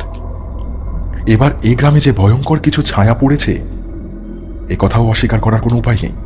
এসব ভাবতে ভাবতে ভবানীপুর গ্রামের বুকে আবার শুনতে নামে। সাধু বাবা রাতে মাথা গোঁজার একটু আশ্রয়ের জন্য গ্রামে ঘুরতে থাকে। এভাবে কিছু দূর হাঁটার পর একটি ঘর তার চোখে পড়ে। খড়ের চাহনি দেওয়া মাটির একটি দোচালা ঘর। সাধু বাবা এবার ঘরের সামনে গিয়ে গৃহস্বামীর কাছে আশ্রয় প্রার্থনা করেন। গৃহস্বামী খুশি মনেই সাধুকে ঘরের মধ্যে নিয়ে আসে। এভাবে রাত বাড়তে থাকে। রাতে গৃহকর্ত্রী পরম যত্নে ভক্তিভরে সাধু বাবাকে খাবার পরিবেশন করে। খাবার খেতে খেতে কথা প্রসঙ্গে সাধু বাবা তাদের জিজ্ঞেস করেন, আচ্ছা, তোমাদের গ্রামে কি হঠাৎ করে কোনো সমস্যার দেখা দিয়েছে? সাধু বাবার হঠাৎই এমন প্রশ্নে বেশ বিস্মিত হন তারা। এবার গৃহস্বামী বিস্মিত কণ্ঠেই জবাব দেয়, বাবা, অস্বাভাবিক কিছু উপদ্রব তো শুরু হয়েছে গ্রামে, কিন্তু আপনি এসবের কথা জানলেন কি করে? সবই মা মহামায়ার কৃপা, তিনি আমাকে সব জানিয়ে দেন। আর তোদের গ্রামে পা রাখার পর থেকেই আমার কেন জানি মনে হচ্ছে এই গ্রামে অশুভ কিছুর ছায়া পড়েছে। আচ্ছা, গ্রামে কি কি ঘটে চলেছে সব আমায় খুলে বল।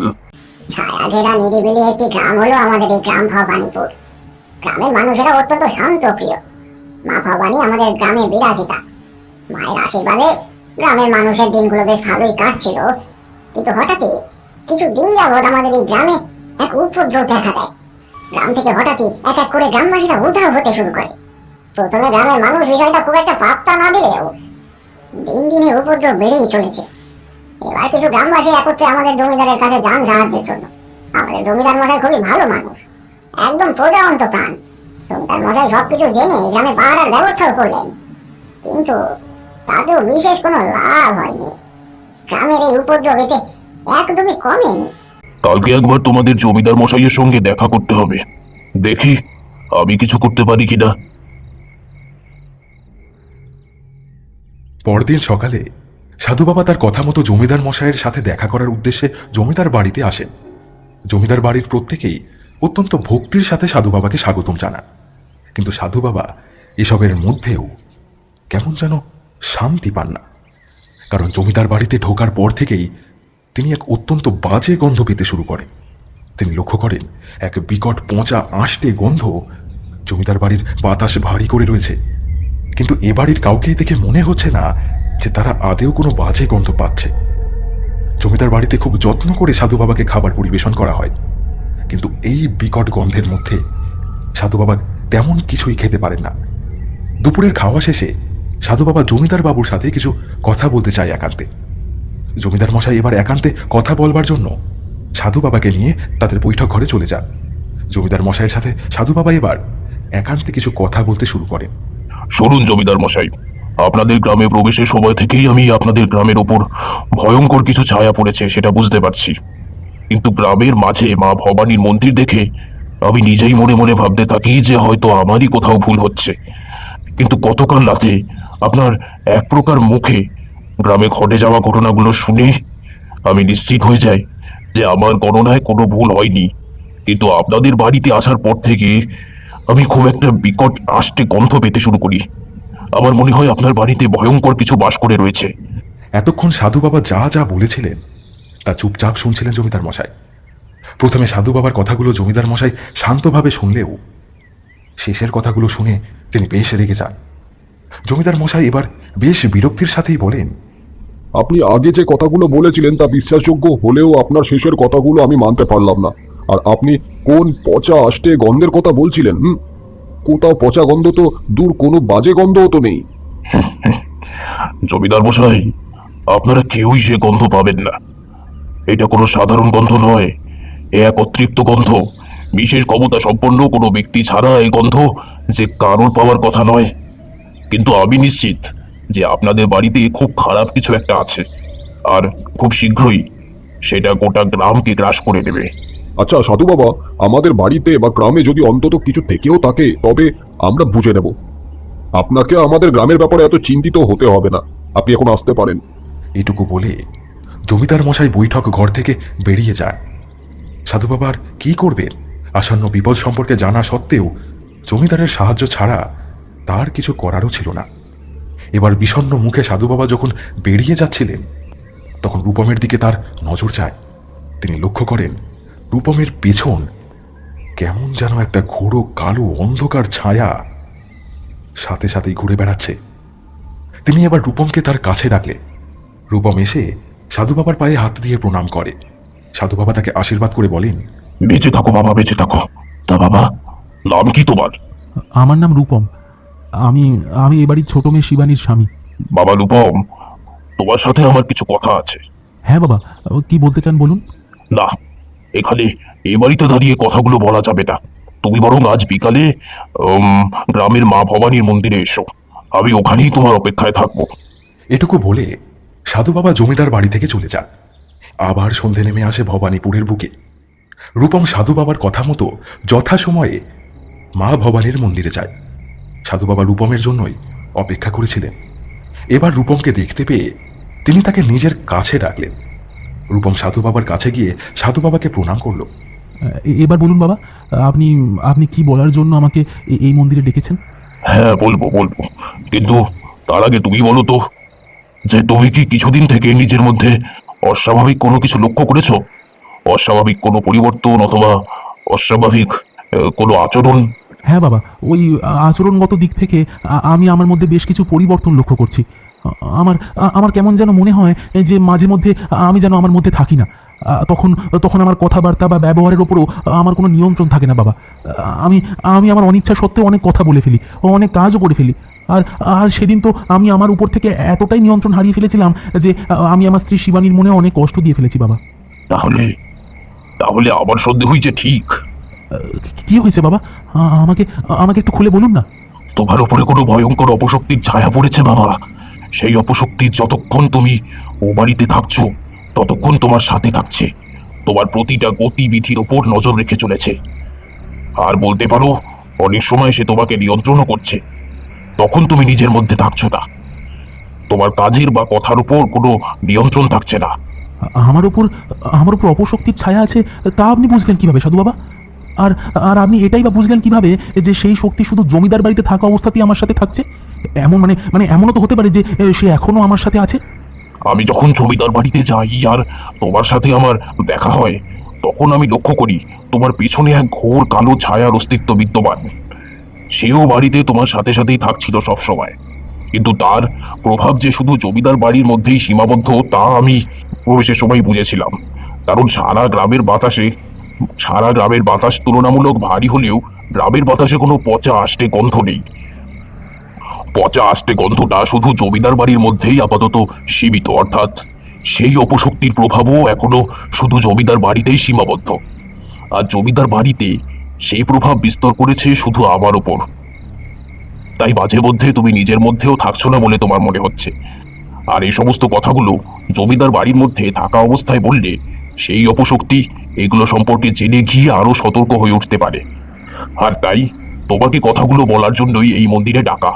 তোমাকে আর আমাকে মিলেই এই গ্রামকে বাঁচাতে হবে, তাহলে এই গ্রাম কিছুদিনের মধ্যেই শ্মশানপুরীতে পরিণত হবে। কিছুদিনের মধ্যে কিছু না করতে পারলে আরো ভয়ঙ্কর হয়ে শেষ করে দেবে সেই পিশাচ। তাহলে তাহলে বাবা এখন আমার কি করণীয়? আপনি আপনি এই সমস্যা থেকে মুক্তির পথ বলুন বাবা। আমি নিজেও জানি না কিভাবে এই ঘোরতর বিপদ থেকে মুক্তি পাওয়া সম্ভব, কিন্তু আপাতত তুমি জমিদার বাড়িতে ফিরে গিয়ে জমিদার মশাইকে বলবে শুধু লিটেলদের দিয়ে পাহারা বসালে চলবে না, ও পাহারা আরো জোরদার করতে লিটেলদের গ্রামের কিছু মানুষকেও পাহারা দেওয়ার দায়িত্ব দিতে হবে। কারণ আমরা এখনো জানি না কে এই পিশাচ চালনা করছে আর কিভাবে সবাই উধাও হচ্ছে। কিন্তু তার আগে তোমার ডান পাটা এদিকে দাও। বলেই রূপমের ডান হাতটা নিজের কাছে টেনে নেয় সাধু বাবা, আর রূপমের বাহুতে একটা কবচ বেঁধে দেয়। রূপমকে কবচটা পরাতে পরাতে সাধু বাবা বলেন, এটা মা মহামায়ার আশীর্বাদী কবচ। এই কবচটি তোমাকে পিশাচের মায়ার হাত থেকে রক্ষা করবে। তার মায়া তোমার ওপর আর কাজ করবে না, কিন্তু কখনোই কবচটি নিজের শরীর থেকে আলাদা করবে না। রূপম তারপর সাধু বাবাকে প্রণাম করে জমিদার বাড়িতে ফিরে আসে। এদিকে গ্রামে মানুষ উধাও হওয়ার ঘটনার কোনো পরিবর্তন হয় না।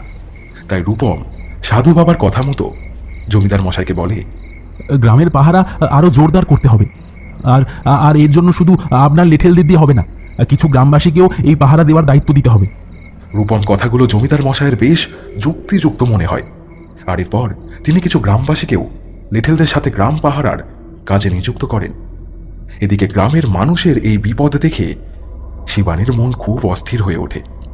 তার কেন যেন মনে হতে থাকে এ বিপদ সামনে আরো ভয়ঙ্কর হয়ে উঠতে চলেছে। তাই আজ সকালে শিবানী মা ভবানীর মন্দিরে আসে। সেখানে এসে সে মাকে পুজো দেয় এবং বলে, মাগো, তুমি এই বিপদের হাত থেকে গ্রামবাসীদের রক্ষা করো মা। তুমি চাইলে কারো ক্ষমতা নেই যে গ্রামবাসীদের কোনো ক্ষতি করবে। মাগো, তুমি এই বিপদের হাত থেকে নিরীহ মানুষগুলোকে বাঁচাও।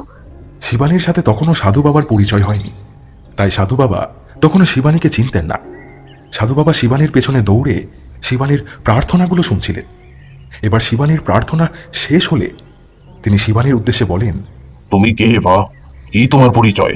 শিবানী সাধু বাবার কথাগুলো শুনে একটু চমকে পেছনে ঘোরে। সে পেছন করে দেখতে পায় একজন সাধু দাঁড়িয়ে আছে। শিবানী সাধু বাবাকে প্রণাম করে। বাবা, আমার নাম শিবানী, আমি এখানকার জমিদার মশাইয়ের ছোট মেয়ে। সাধু বাবা শিবানীর কথা রূপমের মুখে অনেক শুনেছে, এবার নিজের চোখে দেখেও নিলেন। সত্যি রূপম শিবানীর সম্পর্কে এক বর্ণও বাড়িয়ে বলেনি। শিবানীকে দেখে সাধু বাবার মনে হলো সাক্ষাৎ মা ভবানী তার সামনে দাঁড়িয়ে রয়েছেন। শিবানী সাধু বাবার সাথে কথা বলে বাড়িতে ফিরে আসে। এদিকে গ্রামে পাহারা আরো কড়া করার পর পিশাচের জন্য ভোগ জোগাড় করা রায়ের জন্য অনেক কষ্টকর হয়ে দাঁড়ায়। আর সারাদিন বহু চেষ্টার পরেও রায় কোনো শিকারের ব্যবস্থা করতে পারেনি। তাই যত বেলা গড়াতে থাকে ততই রায়ের চিন্তাও বাড়তে থাকে। কারণ সে যদি কোনো শিকার না নিয়ে খালি হাতে পিশাচের সামনে যায় তাহলে পিশাচ তাকেই নিজের শিকার বানিয়ে নেবে। এখন কি করে শিকার জোগাড় করা যায় এসব নিয়েই রায় বেশ কিছুক্ষণ চিন্তা করতে থাকে। এমন সময় শিবানী রায়ের ঘরে আসে কিছু বলার জন্য। শিবানীকে দেখেই রায়ের সারা শরীর জ্বলে যায়, কিন্তু হঠাৎই রায়ের মাথায় একটা বুদ্ধি খেলে যায়। আচ্ছা, কেমন হয় যদি আজ শিবানীকেই রক্ত পিশাচের ভোগ হিসেবে উৎসর্গ করা যায়? তাহলে তো প্রভুর ভোগের ব্যবস্থা হবে।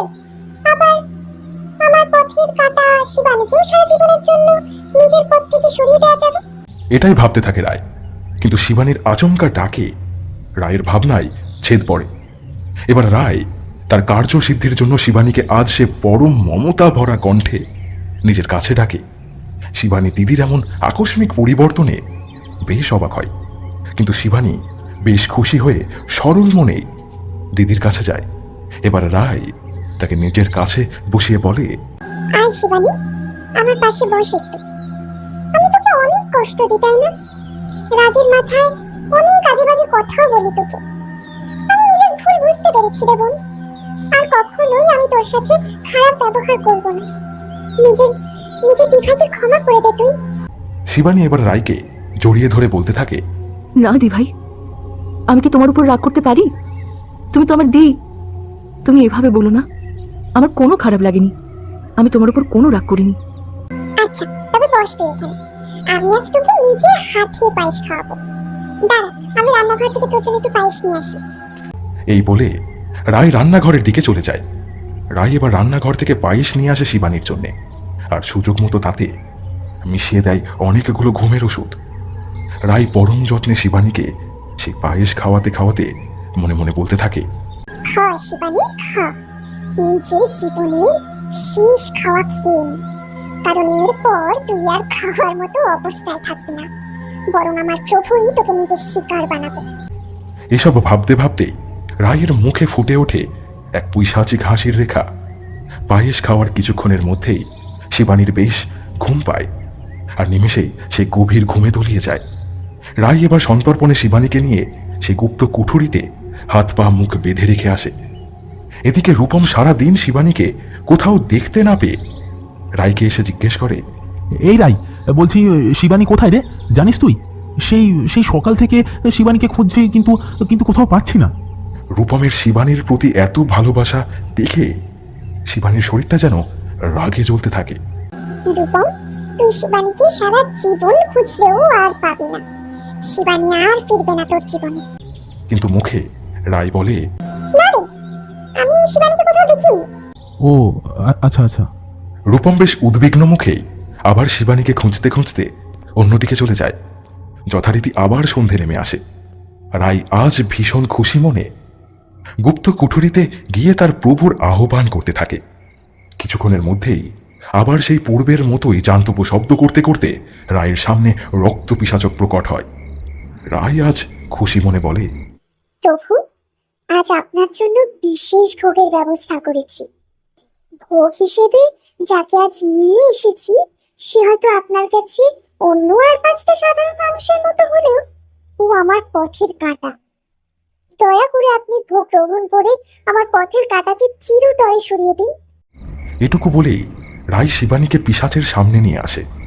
রক্ত পিশাচ এবার ধীর পায়ে শিবানীর সামনে এসে এক বিকট শব্দে আর্তনাদ করে পেছনে সরে যায়। তারপর ভীষণ রাগে চিৎকার করতে করতে বলতে থাকে, তোর এত বড় সাহস! তুই আমার বিনাশের জন্য একে জেনে বুঝে আমার সামনে নিয়ে এসেছিস। আপনার বিনাশ? আপনার বিনাশ আমি কেন চাইবো প্রভু? আমি তো শুধু আমার পথের কাঁটা শিবানীকে আপনার ভোগ হিসেবে উৎসর্গ করেছিলাম, যাতে আপনি ওকে বিনাশ করেন। কিন্তু কিন্তু আপনি এগুলো কি বলছেন প্রভু?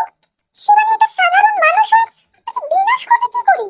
ওরে মূর্খ মেয়ে, ও কোনো সাধারণ মেয়ে নয়, ও হলো দেবী মহামায়ার অংশ। ও যদি এখন ঘুম থেকে জেগে ওঠে তবে ওর সাথে আমার বিনাশ নিশ্চিত। মূর্খ! প্রভু, তবে কি ওর বিনাশ কখনোই সম্ভব না? কখনোই কি আমার পথের কাঁটা সরবে না? অবশ্যই সম্ভব। শোন, আর দুদিন পরেই অমাবস্যা। সেদিন তুই আমার উদ্দেশ্যে নরবলি দিয়ে সেই রক্তে আমার অভিষেক করবি। তবেই আমি আমার পূর্ণ শক্তি ফিরে পাবো, আর তারপরে মহামায়ার এই অংশকে বিনাশ করতে আমি সক্ষম হব। কিন্তু এখন আমার পূর্ণ শক্তি না থাকায় আমি ওর কিছুই করতে পারবো না। উপরন্তু ও যদি এখন জেগে ওঠে তবে ও আমার বিনাশ করবে। তাই এখনই ও জেগে ওঠার আগেই ওকে এই ঘর থেকে সরিয়ে নিয়ে যা। যা যা, নিয়ে যা। এটুকু বলেই বিকট গর্জন করতে করতে রক্ত পিশাচ কালো ধোঁয়ার কুণ্ডুলি হয়ে বাতাসে মিশে যায়। অপরদিকে রূপম শিবানীকে খুঁজতে খুঁজতে গুপ্ত কুঠুরির সামনে চলে এসেছিল, কিন্তু রূপম হয়তো সেখানে দাঁড়াতো না যদি না কুঠুরির বন্ধ দরজার ফাঁক থেকে আলোর রেখা দেখা যেত। রূপম সেই আলোর রেখা দেখেই আলতো করে দরজাটা ফাঁক করে সেই ফাঁকায় চোখ রাখে, আর তাতে সে যা দেখতে পায়, ঘরের মধ্যে রক্তাম্বর পরিহিতা রায় যজ্ঞ করছে। কিন্তু কিসের যজ্ঞ এটা তা রূপম বুঝে উঠতে পারে না, কারণ কিছু সময়ের মধ্যেই সেখানে এক ভয়ালো দর্শন পিশাচের আবির্ভাব ঘটে। পিশাচকে দেখে রূপম প্রচণ্ড ভয় পায়। তীব্র আতঙ্কে তার মুখ থেকে প্রায় চিৎকার বেরিয়ে আসছিল, কিন্তু বহু কষ্টে সে নিজেকে সামলে নেয়। রূপমের আর বুঝতে বাকি থাকে না যে রাই পিশাচ সাধনা করছে, আর তার জন্যই আজ এই নিরীহ গ্রামবাসীরা অঘরে প্রাণ হারাচ্ছে। এরপর রূপম দরজার আড়াল থেকে পিশাচ ও বাইরের সমস্ত কথোপকথন শুনে আর বুঝতে পারে যে শিবানীর হাতেই একমাত্র এই পিশাচের বিনাশ সম্ভব। কিছুক্ষণ পর রূপম যখন বুঝতে পারে যে রায় এখন শিবানীকে নিয়ে কুঠুরি থেকে বেরিয়ে যাবে, তখন রূপম সেখান থেকে আড়ালে সরে যায় আর মনে মনে ভাবতে থাকে, কাল সকালে একবার সাধু বাবার কাছে গিয়ে সবটা খুলে বলতে হবে। কিছুক্ষণ পর রূপম শিবানীর ঘরে এসে দেখে শিবানী তখনও গভীর ঘুমে মগ্ন, আর শিবানীকে দেখে মনে হচ্ছে যেন কোনো দেবী যোগ নিদ্রায় মগ্ন। এদিকে গ্রামের মানুষকে এই বিপদের হাত থেকে বাঁচানোর কোনো উপায় এখনো বের করতে না পেয়ে সাধু বাবা মা মহামায়ার ধ্যানে বসার সিদ্ধান্ত নেন। ধ্যানে বসবার কিছুক্ষণের মধ্যেই সাধু বাবা দেখেন তার সামনে এক জ্যোতির বলয় প্রকট হচ্ছে। এবার সেই বলয় থেকে এক দেবী কণ্ঠ ভেসে আসে।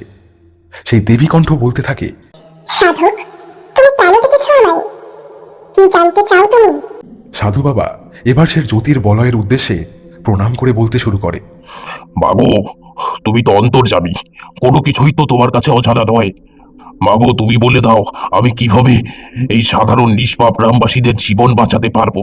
তুমি বলে দাও মা, তুমি বলে দাও। এবার সেই বলয় থেকে আবারও সেই নারী কণ্ঠে উত্তর ভেসে আসে, এই গ্রামে রক্ত পিশাচের আগমন ঘটেছে, কিন্তু এখন তার বিনাশের সময় আগত। সামনের অমাবস্যায় আমি মহাকালী রূপে তার বিনাশ করব। আমার মহাকালী রূপের জাগরণ হয়ে গেছে আমার আশীর্বাদে জন্মানো শিবানীর মধ্যে। সে এখন যোগ নিদ্রায় রয়েছে এবং আস্তে আস্তে নিজেকে প্রস্তুত করছে। তুমি আগামীকাল সকালে তার স্বামীর সাহায্যে ওই জঙ্গলে একটি কুটির তৈরি করবে, আর সেখানে শিবানীকে নিয়ে রেখে আসবে। নিশ্চিত করবে কেউ যেন ওই কুটিরের দিকে না যায়, আর শিবানী রূপী মহাকালীর নিদ্রা যেন কোনোভাবেই না ভাঙে। নিদ্রা সময় আগে ভঙ্গ হলেই কিন্তু চরম প্রলয় আসবে। সময় হলে সে নিজেই তার নিদ্রা ভঙ্গ করে অশুভ শক্তির বিনাশ করবে। তোমার মঙ্গল হোক। এটুকু বলেই সেই জ্যোতির বলয় আস্তে আস্তে মিলিয়ে যায়। সাধু বাবা আবার আস্তে আস্তে চোখ খুলে মা ভবানীর সামনে গিয়ে মাকে প্রণাম করে বলে, মাগো, অনেক দয়া তোমার, আমি তোমার দেওয়া আদেশ অনুযায়ী কাজ করব। পরদিন সকাল হতে না হতে রূপম সাধু বাবার কাছে আসে আর গতকালের সমস্ত ঘটনা বলতে থাকে। এরপর সাধু বাবাও মায়ের কাছ থেকে পাওয়া আদেশের কথা রূপমকে জানায়। রূপম সব শুনে বিস্মিত কণ্ঠে সাধু বাবাকে বলে, এই জন্যই গতকাল শিবানীকে ঘুমোতে দেখে কোনো সাধারণ মানুষ মনে হচ্ছিল না। এবার সাধু বাবা এবং রূপম মায়ের আদেশ অনুসারে গ্রামের পাশের জঙ্গলে একটি কুটির তৈরি করে। রূপমের পর সকলের চোখের আড়ালে শিবানীকে সেখানে নিয়ে এসে আগের মতোই গুছিয়ে দেয়, যাতে কোনোভাবেই তার ঘুম না ভাঙে।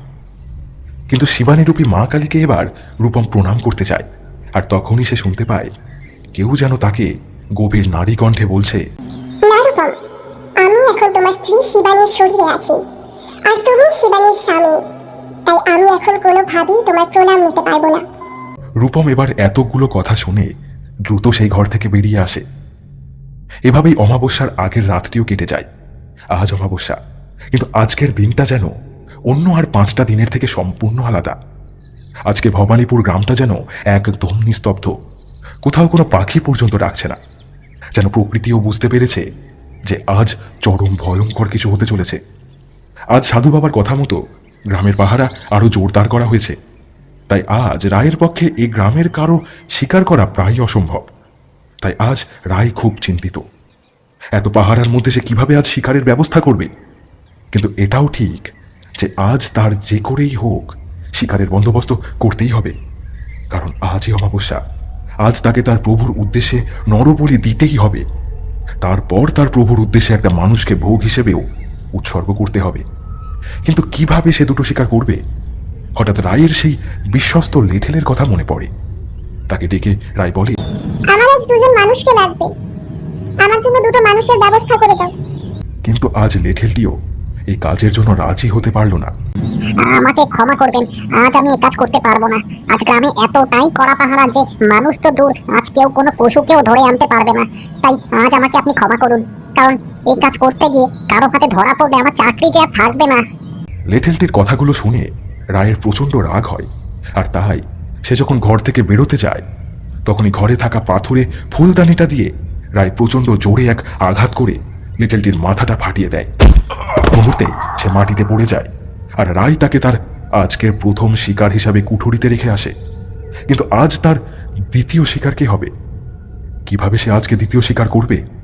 এসবই ভাবতে থাকে। এভাবেই সন্ধ্যা ঘনিয়ে আসতে থাকে ভবানীপুরের বুকে, আর আরও যেন নিস্তব্ধ হয়ে যেতে থাকে এই গ্রামটি। কিন্তু রায় তার দ্বিতীয় শিকারের ব্যবস্থা করতে পারেনি এখনো। এবার কি হবে ভাবতে থাকে রায়। এদিকে আজ মহাকালী পূজা, তাই রায়ের দাদু বাদে সবাই মা ভবানীর মন্দিরে চলে গিয়েছেন মায়ের পুজোর জন্য। কিন্তু রায়ের দাদুর শরীরটা আজ অনেক অসুস্থ, তাই ইচ্ছে থাকা সত্ত্বেও আজ আর মায়ের পুজোয় যাওয়া হলো না। গুপ্ত কুঠুরিতে যেতে গেলে দাদুর ঘরের সামনে থেকেই যেতে হয়। এবার কুঠুরিতে যাওয়ার সময় রায় দেখে দাদু তার ঘরে শুয়ে আছে পাশ ফিরে। রায় এমনি শিকারের চিন্তায় পাগল ছিল, আর তারপর দাদুকে ঘরে একা দেখে তার মাথায় এক পৈশাচিক বুদ্ধি খেলে যায়।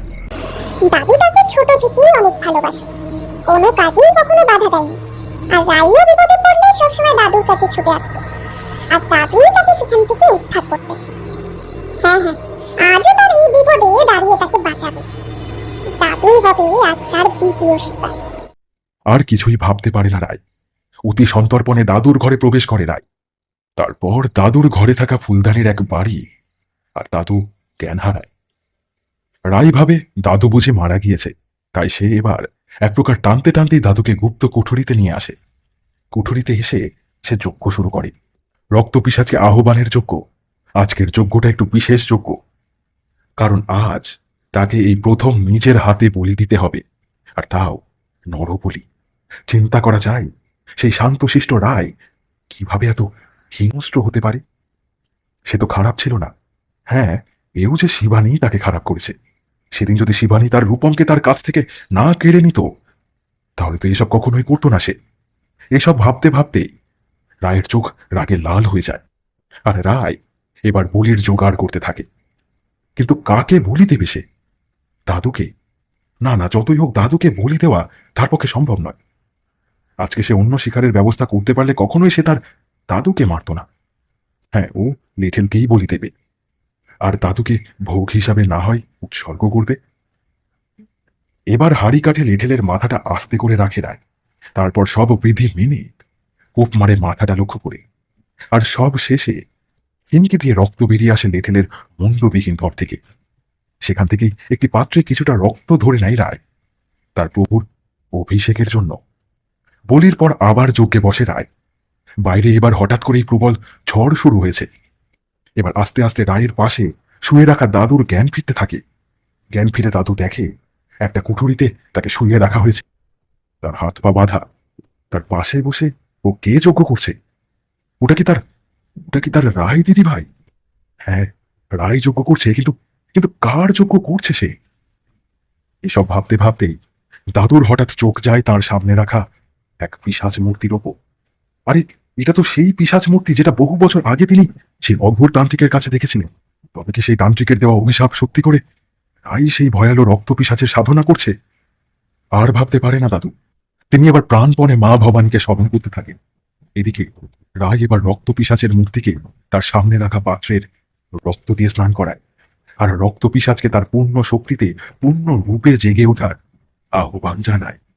এবার আকাশ বাতাস কম্পিত করে এক তীব্র হাসির শব্দ শোনা যায়।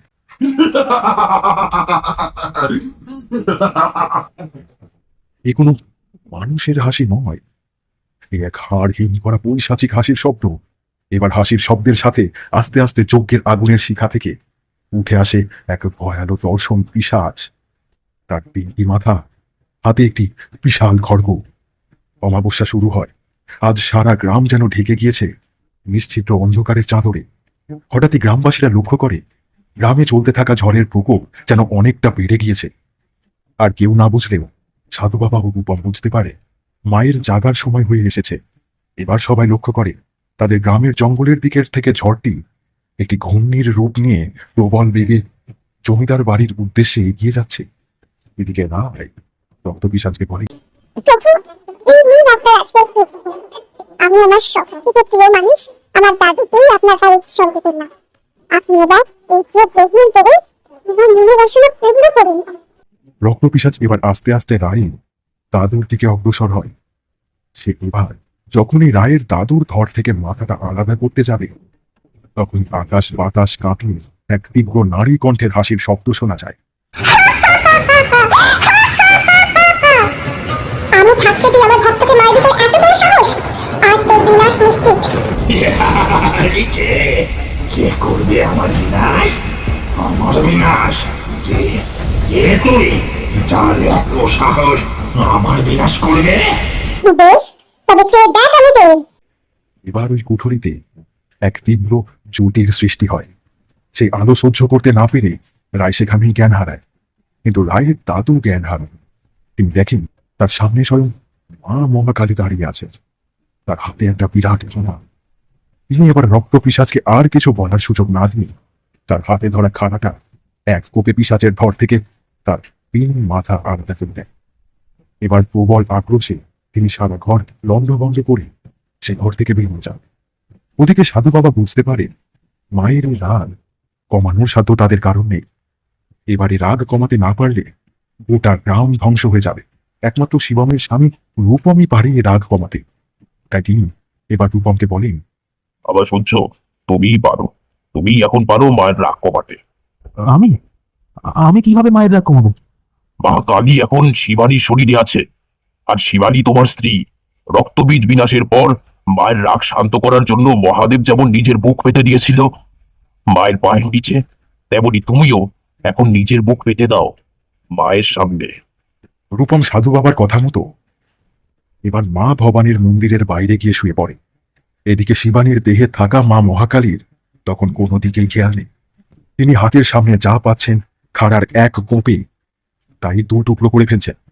এভাবেই মা এবার এসে পৌঁছায় মা ভবানীর মন্দিরের সামনে। আর তখনই অসাবধানতাবশত মায়ের পা পড়ে রূপমের বুকের উপর। মা নিচে তাকিয়ে দেখেন শিবানীর স্বামী রূপম তার পায়ের নিচে পড়ে রয়েছে। লজ্জায় এবার মায়ের জিভ বেরিয়ে আসে। আর এভাবেই হঠাৎ মা শিবানীর শরীর ছেড়ে এক জ্যোতির বলয়ে পরিণত হয়, আর শিবানী ধপ করে মাটিতে লুটিয়ে পড়ে। এবার সবাই দেখে আস্তে আস্তে সেই জ্যোতির বলয় মা ভবানীর বিগ্রহের মাঝে মিলিয়ে গেল।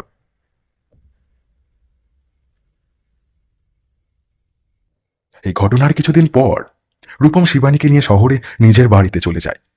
আর এদিকে সেদিনের ওই জ্যোতির তেজের জন্যই রায় সারা জীবনের জন্য পঙ্গু এবং অন্ধ হয়ে যায়। আর এভাবেই মা ভবানীর কৃপায় ইতি হয় রক্তপিশাচ নামক এক ভয়ঙ্কর বিভীষিকার।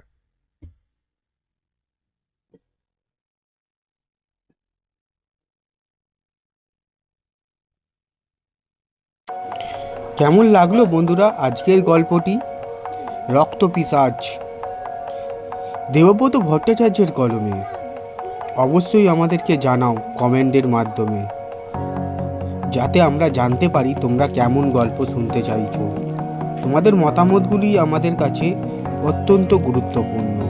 তাই সবাই কমেন্টে জানাও তোমরা কেমন গল্প শুনতে চাও এবং পরবর্তীকালে আর আমরা কি সুধার করতে পারি। কিছু বন্ধু আমাদেরকে কমেন্টে বলেছিল সবসময় ভূতের গল্প ছেড়ে একটু অন্যরকম গল্প শোনার জন্য। সেই সব বন্ধুদের জন্য বলছি, আমরা সামনের সপ্তাহে একটি স্পেশাল গল্প আনছি। সেই গল্পটি শোনার জন্য আমাদের চ্যানেলটিকে ফলো করো এবং সাবস্ক্রাইব করে রাখো, যাতে গল্প দেওয়ার সাথে সাথে তোমাদের কাছে গল্পটা পৌঁছাতে পারে। আজ এই পর্যন্তই, দেখা হচ্ছে পরবর্তী গল্পে।